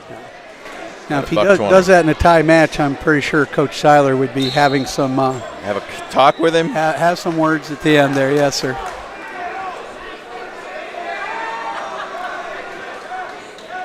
So Sainholtz advances. Where are we moving next here? Taking a look around. Tell you what, while we're working for a mat, here's your opportunity, Coach. I'm going to give it to you. An event this big doesn't happen overnight or with the snap of the fingers. Your opportunity here to thank whoever you would like for helping get this thing set up. Wow, that is a... I know it's a big, wide audience. It is a long list. I'm going to start with Austin Carr, okay, Ray Romero. Those guys, our assistant coaches do a good job of helping organize setup. Particularly yesterday, the setup, the physical setup part of this is a lot of those guys, because sometimes then I'm doing some, paperwork, organizing, assigning scores to tables, stuff like that. So now out in our community, Dave and Martha Bidlack do a great job. I'm sure you'll find your way to the hospitality I met room. Martha. She treated me better than I treated myself. She was offering me everything from French toast to meatballs. Yes. And all the ladies down there were tremendous. Yes. And Dave and Martha are people that had children wrestle in the 1990s that are still hanging around wrestling. And so those family. Yes. And those people are just irreplaceable. Right now you're looking at a console match on the mat just underneath this. Is Cam Bergeron from Taylor versus Ty Stockman. And what is our score? 3-0 right now. All right, what do you want to see? Well, right now he's got to get to his base. He's getting worked over. Yeah. I don't know if they've given him that second takedown yet or not. Nope, no points being awarded yet. It's another thing, too. I like the officials. The communication here has been clear. There are some meets that I've gone to, and now 3 being awarded. So that will make the score 6-0. Bergeron. Keeping going with my list, Jerry Beauty is an excellent AD. Yes. And just so your listeners know, I was an athletic director for 8 years, so I'm not going to compliment anyone just sort of passively because no faint praise. No, he does a great job. It's a big job. And one of the things that he does really well is he understands the distinction of what should the wrestling people be doing versus what should the athletic department be doing. And between the two, we make sure that everything is ready and prepared. Well, I asked Coach Beauty once, I said, how long have you been married? And he had to stop and think, and he was going, 30-some. And I said, no, to the school. Yeah, which was a few more years. He does treat this like his home. I'm telling you, he is always seeming like washing windows, vacuuming carpets. Yep. And it is, again, it has to be a love of what you're doing. I don't even want to think about it. I know you don't either, but when the time comes where he retires, how many people will it take to replace one Jerry Beauty? Multiple. I'm not even sure there is an answer there because he does so many things that really aren't in the athletic director job description. And, even then finding people that love the community to sacrifice the amount of time that he does. And it's going to be a challenge. Second period. Now in the books, 2 minutes. It's 6-0 Bergeron. And as I saw Ty start to rise, it was just slower. You could see in the body the legs were maybe a little rubbery. He was trying to catch his breath. What's your message to him if you're down on that mat right now? You got less than 2 minutes.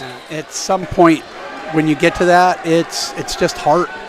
You'd love to say that, you've trained. If you're really, really going deep into a match and you're working that hard, it's hard to train for it. You just need to go beyond where you think you've been. And a lot of these kids, every match is an opportunity for them to go a little further, a little further, a little further. Well, he just gave up 2 on the reversal there, and now the hill has become a bit more steep at 8-0. Yeah, and just sort of that never say die. And right now it probably is the time to take risk. Sure. Because in this setting, this is not a dual meet. If you get pinned, nobody, that team gets 2 extra bonus points, but we're not really competing against that team more than likely. In a dual meet, if you get pinned, you give up 6. So, hey, I don't want to give up 6 points. So it's a little different mentality in tournament wrestling.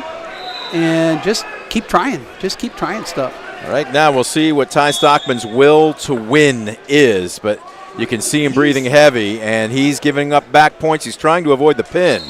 Yeah, and I think the young man that he's wrestling is just that little bit bigger, strong. And, some of the stuff that he normally would try is not quite as effective. And, that's where, we probably are going to end up complimenting the young man. Hey, thank you for being willing to go out there and fight and to learn. A little bit out of weight class, and it's now where you are evaluating effort. Are you trying? Are you working? Are you fighting? We're seeing him show a little bit more grit here, a little bit more spit, but the final seconds are ticking off. It's going to be a major decision. Or did he just get points? It's going to be a tech fall with the back points with 1 second left. Oh, man. 16-0. Bergeron advances up the backside. Wow.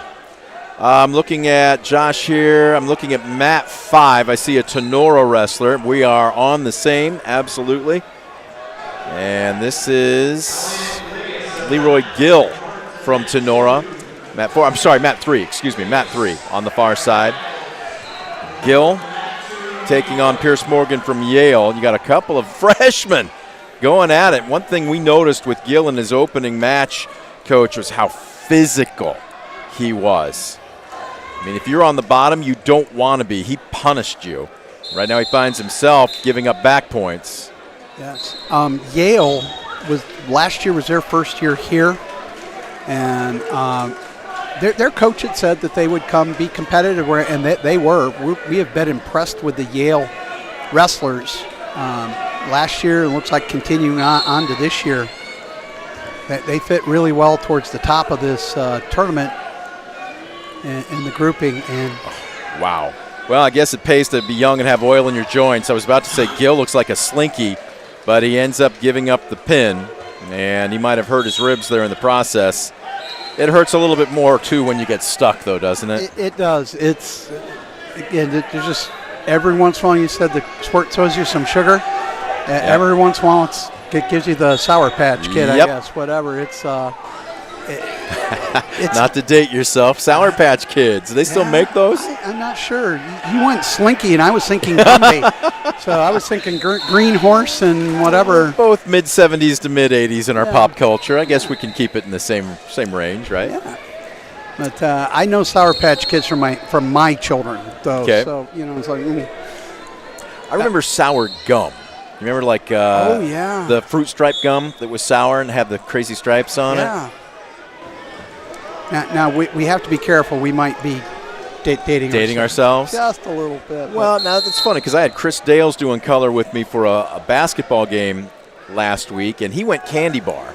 And he was thinking like Marathon. You remember the old Marathon bars with the braided caramel? Yes. Do you remember Choco Light? Oh, yes. With the holes in it, which now that I look back on it, was thievery. You didn't get nearly the whole candy bar. Exactly. If I'm buying chocolate, I don't want holes in it. But I want the whole thing. as a kid, we thought it was the coolest thing.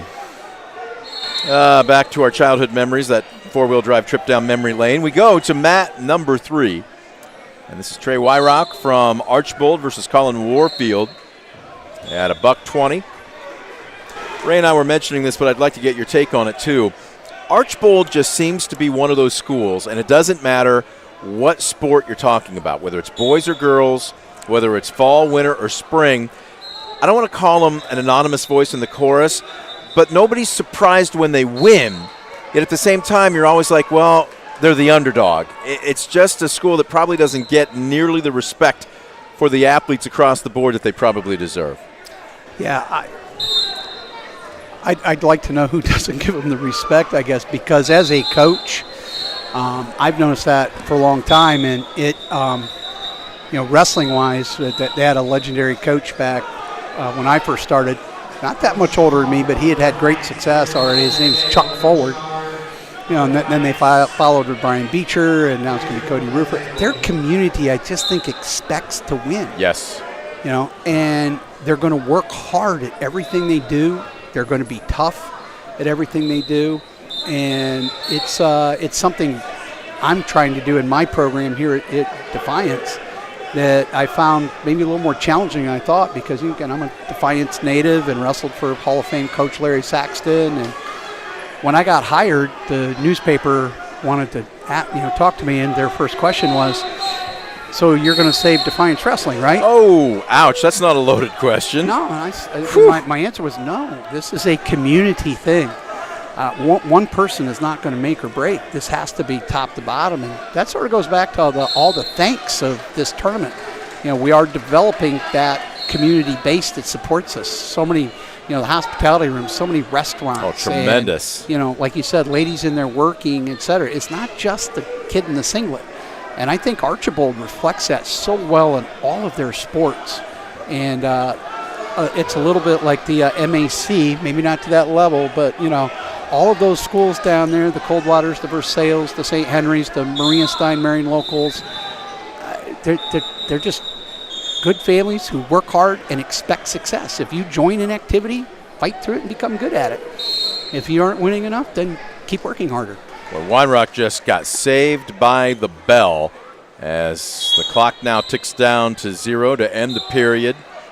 Flip of the disc, red, and it's going to be Weinrock's decision. The sophomore versus the senior, Colin Warfield from East Side, 4-3 in a tight match, and he chose down. All right, that shows some confidence that you can get to your feet, doesn't it? Yes, and at times, too, we talk about it, just sort of respecting the sport. That's where most points are. I can score more points on the bottom than I can, and, top is the choice. We get a little bit more frustrated with our kids. You'll see our kids choosing top if we're either winning by a bunch looking for the pin, or we're losing, by a bunch and we need the pin. Bottom is probably the most common, but he probably wanted to do a little better job at getting out sooner since he chose it. Right now he's trying to sit out, but... Yeah, the young man's got leg in there. Looked like he had it figured forward or scissored.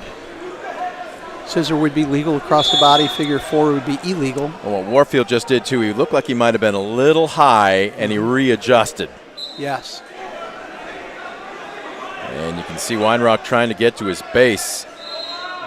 Well, he's persistent. He wants to get that leg, and that might open opportunities for Weinrock. He's the east side young man, just a little high, but it's about to push him off the mat. Like I said, sort of hanging in there and holding position. You see both wrestlers trying to catch their breath with 48 ticks left to go here in the second period. Tight match at 4-3.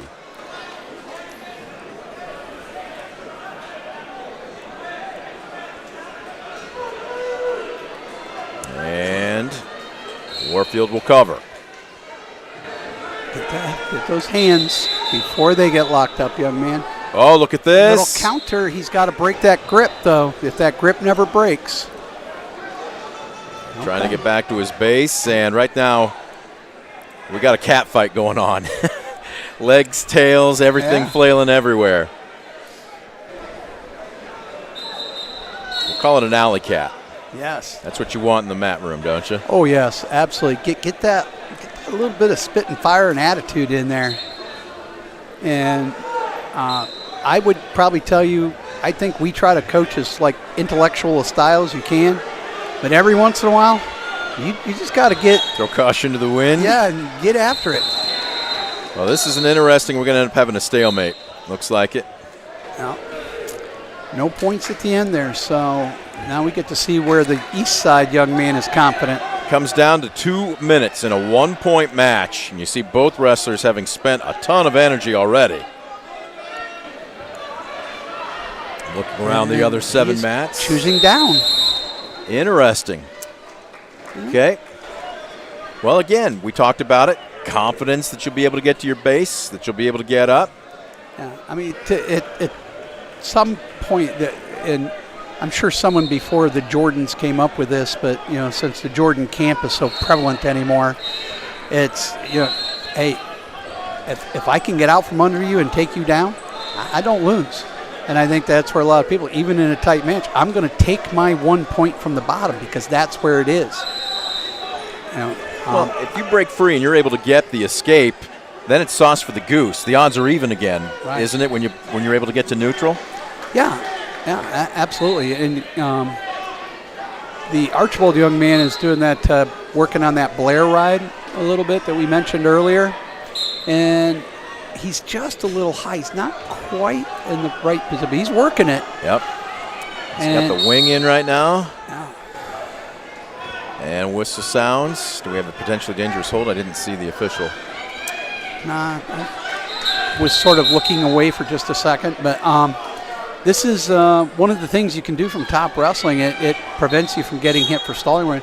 Wrestle to that wrist, get that wrist outside, and start working. Like I said, a lot of that position, we're calling it more of a Blair ride, Blair Academy out of New Jersey, as opposed to a wing or a bar. I'm just right, and I can turn him. He sort of lost his hip pressure a little bit because he's coming over the top too much.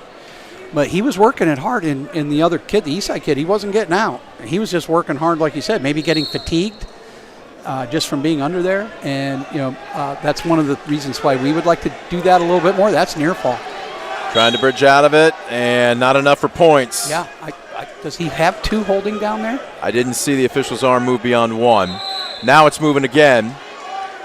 Late move here with under a minute left to go in the third. The official's nose is right on the mat. Doesn't quite have the leverage here. So that was really good work. Very. And right now, how much energy is Warfield using to have to bridge out of this? And he's got 40 seconds to live with. I'm going to call a pin right now. More kids will probably just say, you know what? Oh. Not coming up here. Don't have it in me anymore. This is that testament of will, like you said. He's probably already knows, I'm losing this match. Now will I fight to not get pinned? Weinrich's got every ounce of his upper body on him, and I don't know how Warfield's going to manage to get out of this, much less try and make up the difference. And right now, just valuable seconds ticking off the clock, and Weinrich knows it. He's going to finish him off. You don't even see Warfield bridging anymore. I'm trying to figure out what's still up. The official has a better view than I do, but Well, time is up. boy, that was close. Yep. Nice job there by Mr. Young Trey Wyrock. And he wins it in the final 45 seconds. Wow.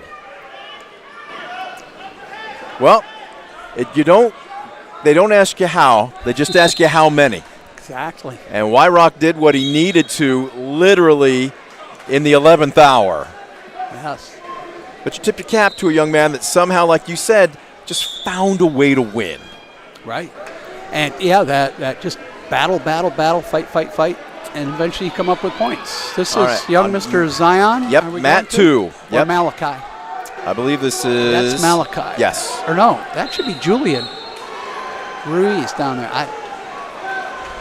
Let's see. Well, we've got Malachi Simmons on mat 4. Okay. And who's our Defiance wrestler on mat 2? I think that's Julian Ruiz on Okay.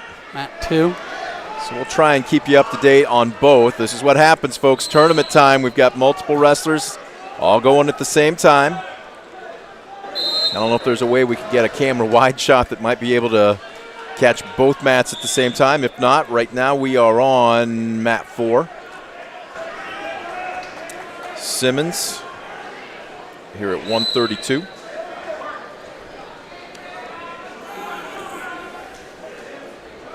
He knocked off Johnson, and he won by major decision, or was it tech fall? Let me check here. It was 13-2 was the final score in Malachi's opening major. match. Yep.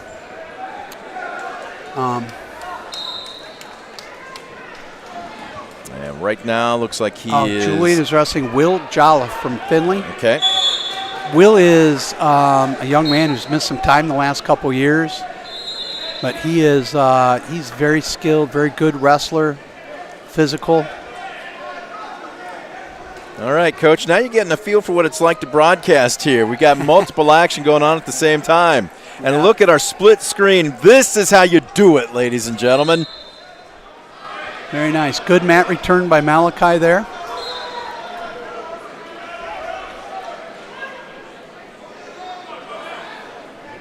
So in your bottom left-hand corner is Simmons, and Bottom right is Julian. yep, Top left, I am uncertain.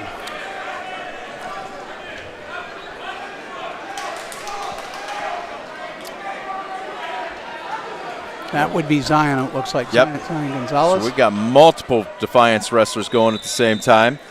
All right, let's stay. Which one you want to focus on top here? left, top, or bottom right are the same match. correct. That's Julian. Yeah. So right now on mat 4, you see the action resuming here with 43 ticks left to go in a 3-2 match. And it is Simmons up by a point, 3-2. Getting that takedown to finish on top would be great. Get ahead 6-2 going into the third. Ruiz in the opposite corner finds himself on his belly. He's trying to slither out. He's trailing 6-0.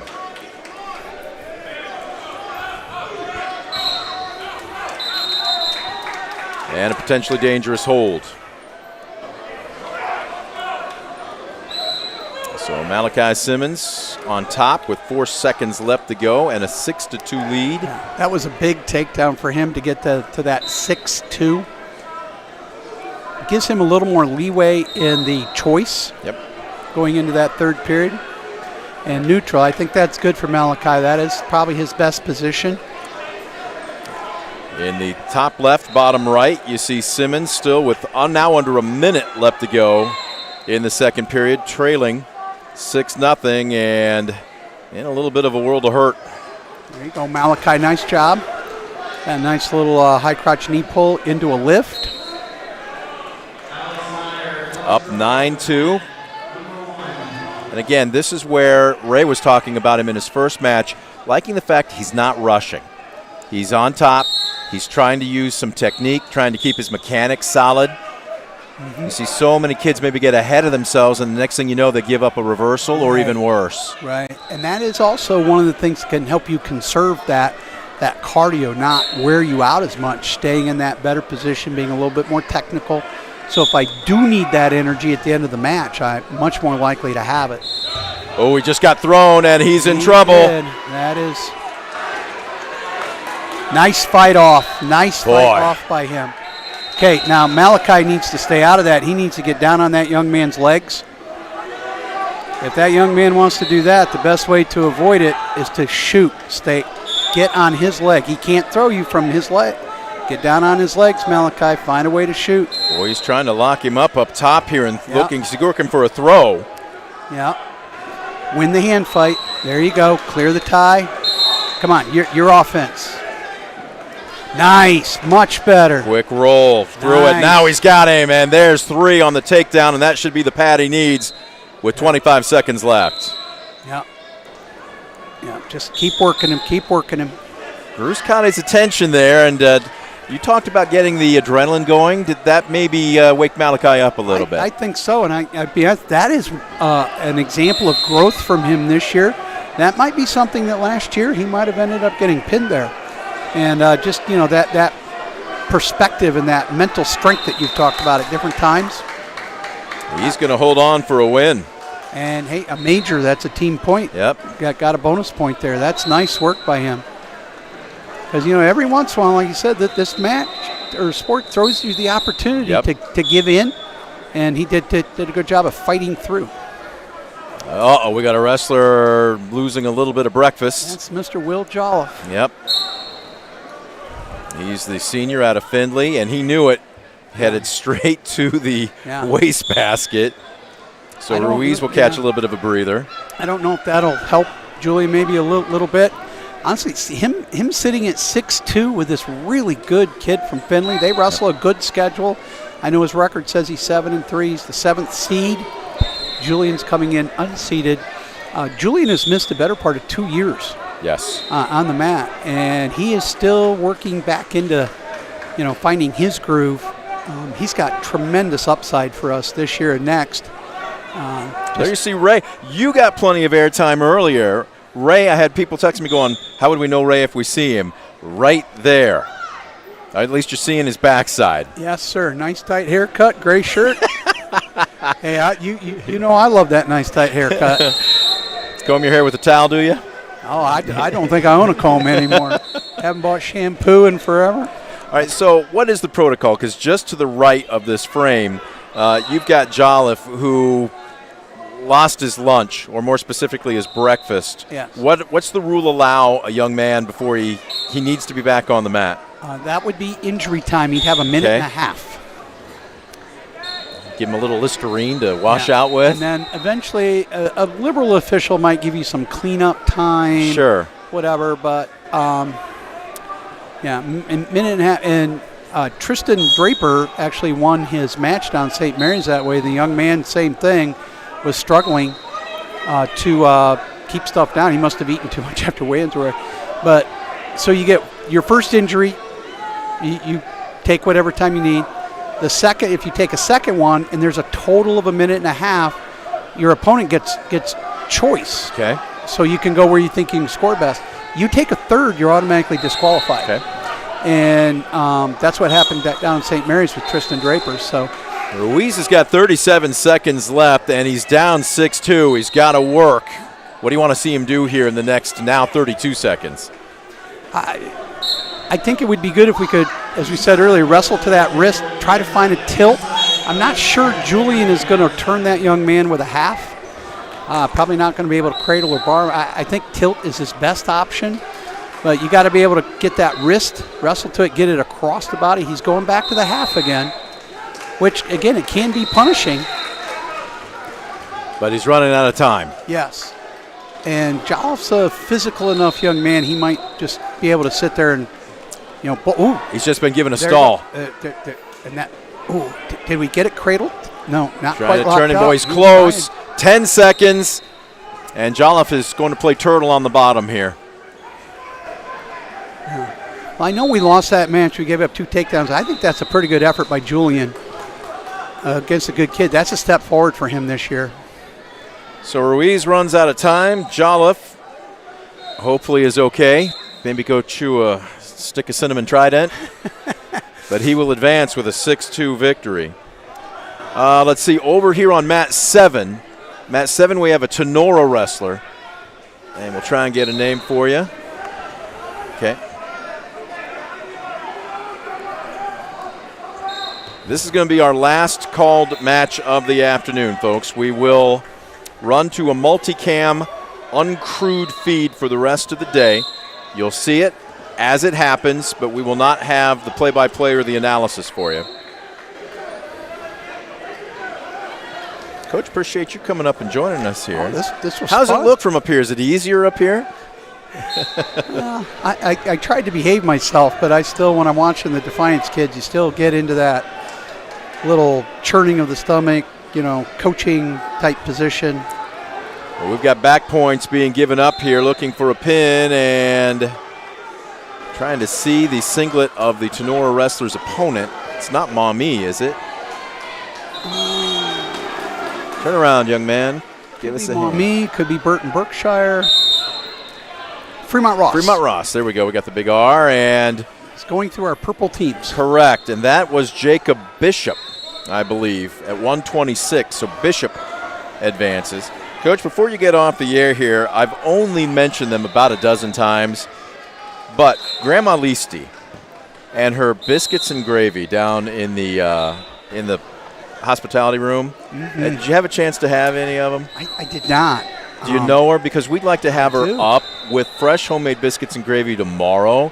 And if she wants to give the recipe out, she might be able to make some money on the side. What do you think? I'll have to talk to her. So, Okay, if she doesn't, that's okay. I was only joking. But well, hey, you joke like that. The food is pretty serious to us wrestlers here. very so. nutrition, and I'll tell you that much. I only had one, so I didn't splurge.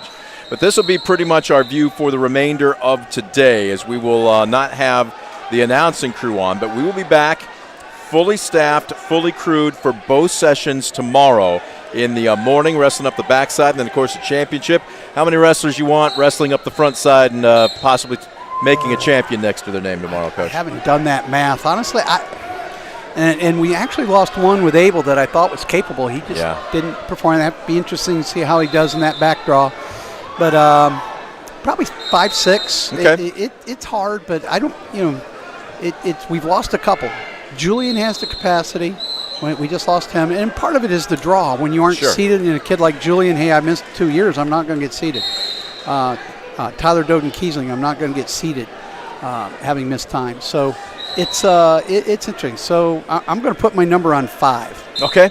You heard it right there. I will off camera ask him for winning lottery numbers, and if they come through, the wrestling department will get a huge check anonymously. How's that sound? Nice. I like that. Okay, fair enough. Share the wealth. I'm Brent Balbinot, Coach Murph joining us. Again, Ray Ramirez joining us to start things off. We need to take a quick timeout and thank our sponsors for helping make this broadcast a possibility. Folks, if you appreciate our coverage of area high school sports, please walk through the doors of those businesses, patronize those businesses, and I don't mean verbally. Right. I mean open up your wallet and spend some money, and on the way out, tell them how much you thank them, because it is a work here. But you see our equipment, you see our perch, you see a little bit in the background.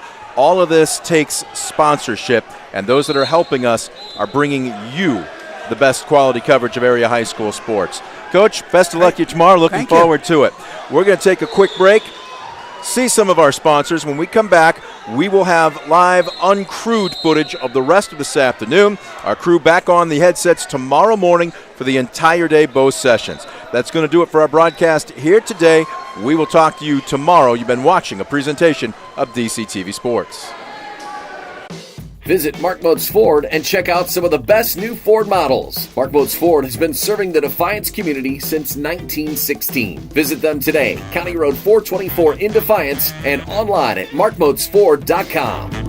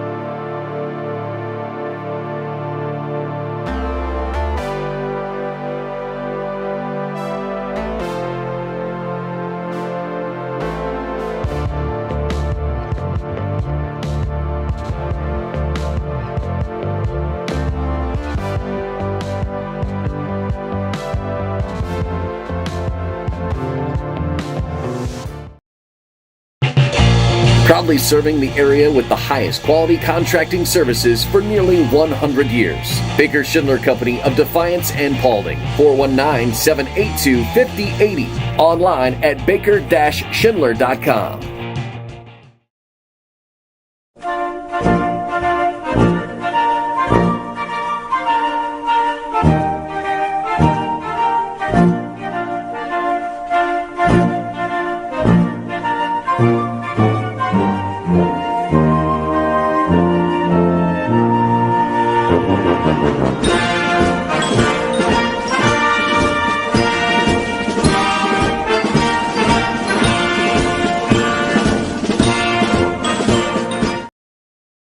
Simplify your everyday banking with convenient account options and digital banking features that fit your unique lifestyle. Premier Bank, everyday banking solutions designed for you. Explore solutions today at yourpremierbank.com.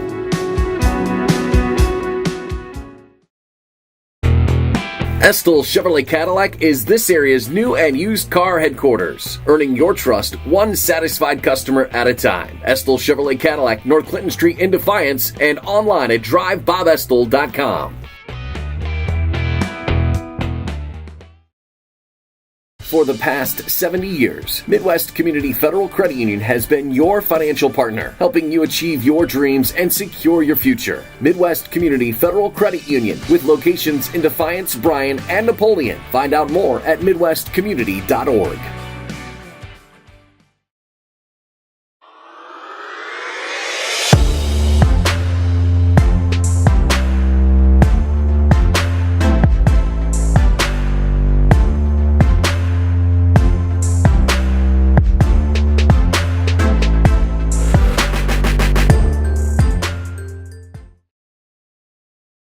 Discover top quality healthcare education at Northwest State. Our instructors have real world experience, so they know how to prepare you for great career opportunities. Northwest State, where you'll get the top quality healthcare education you need to succeed.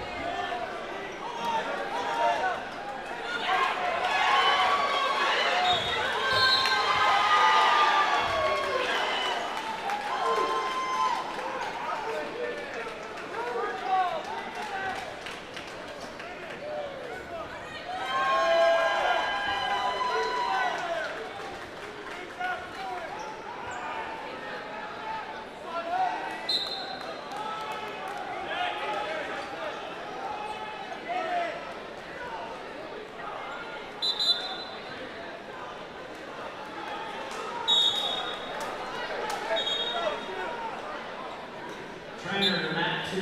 Trainer to mat 2.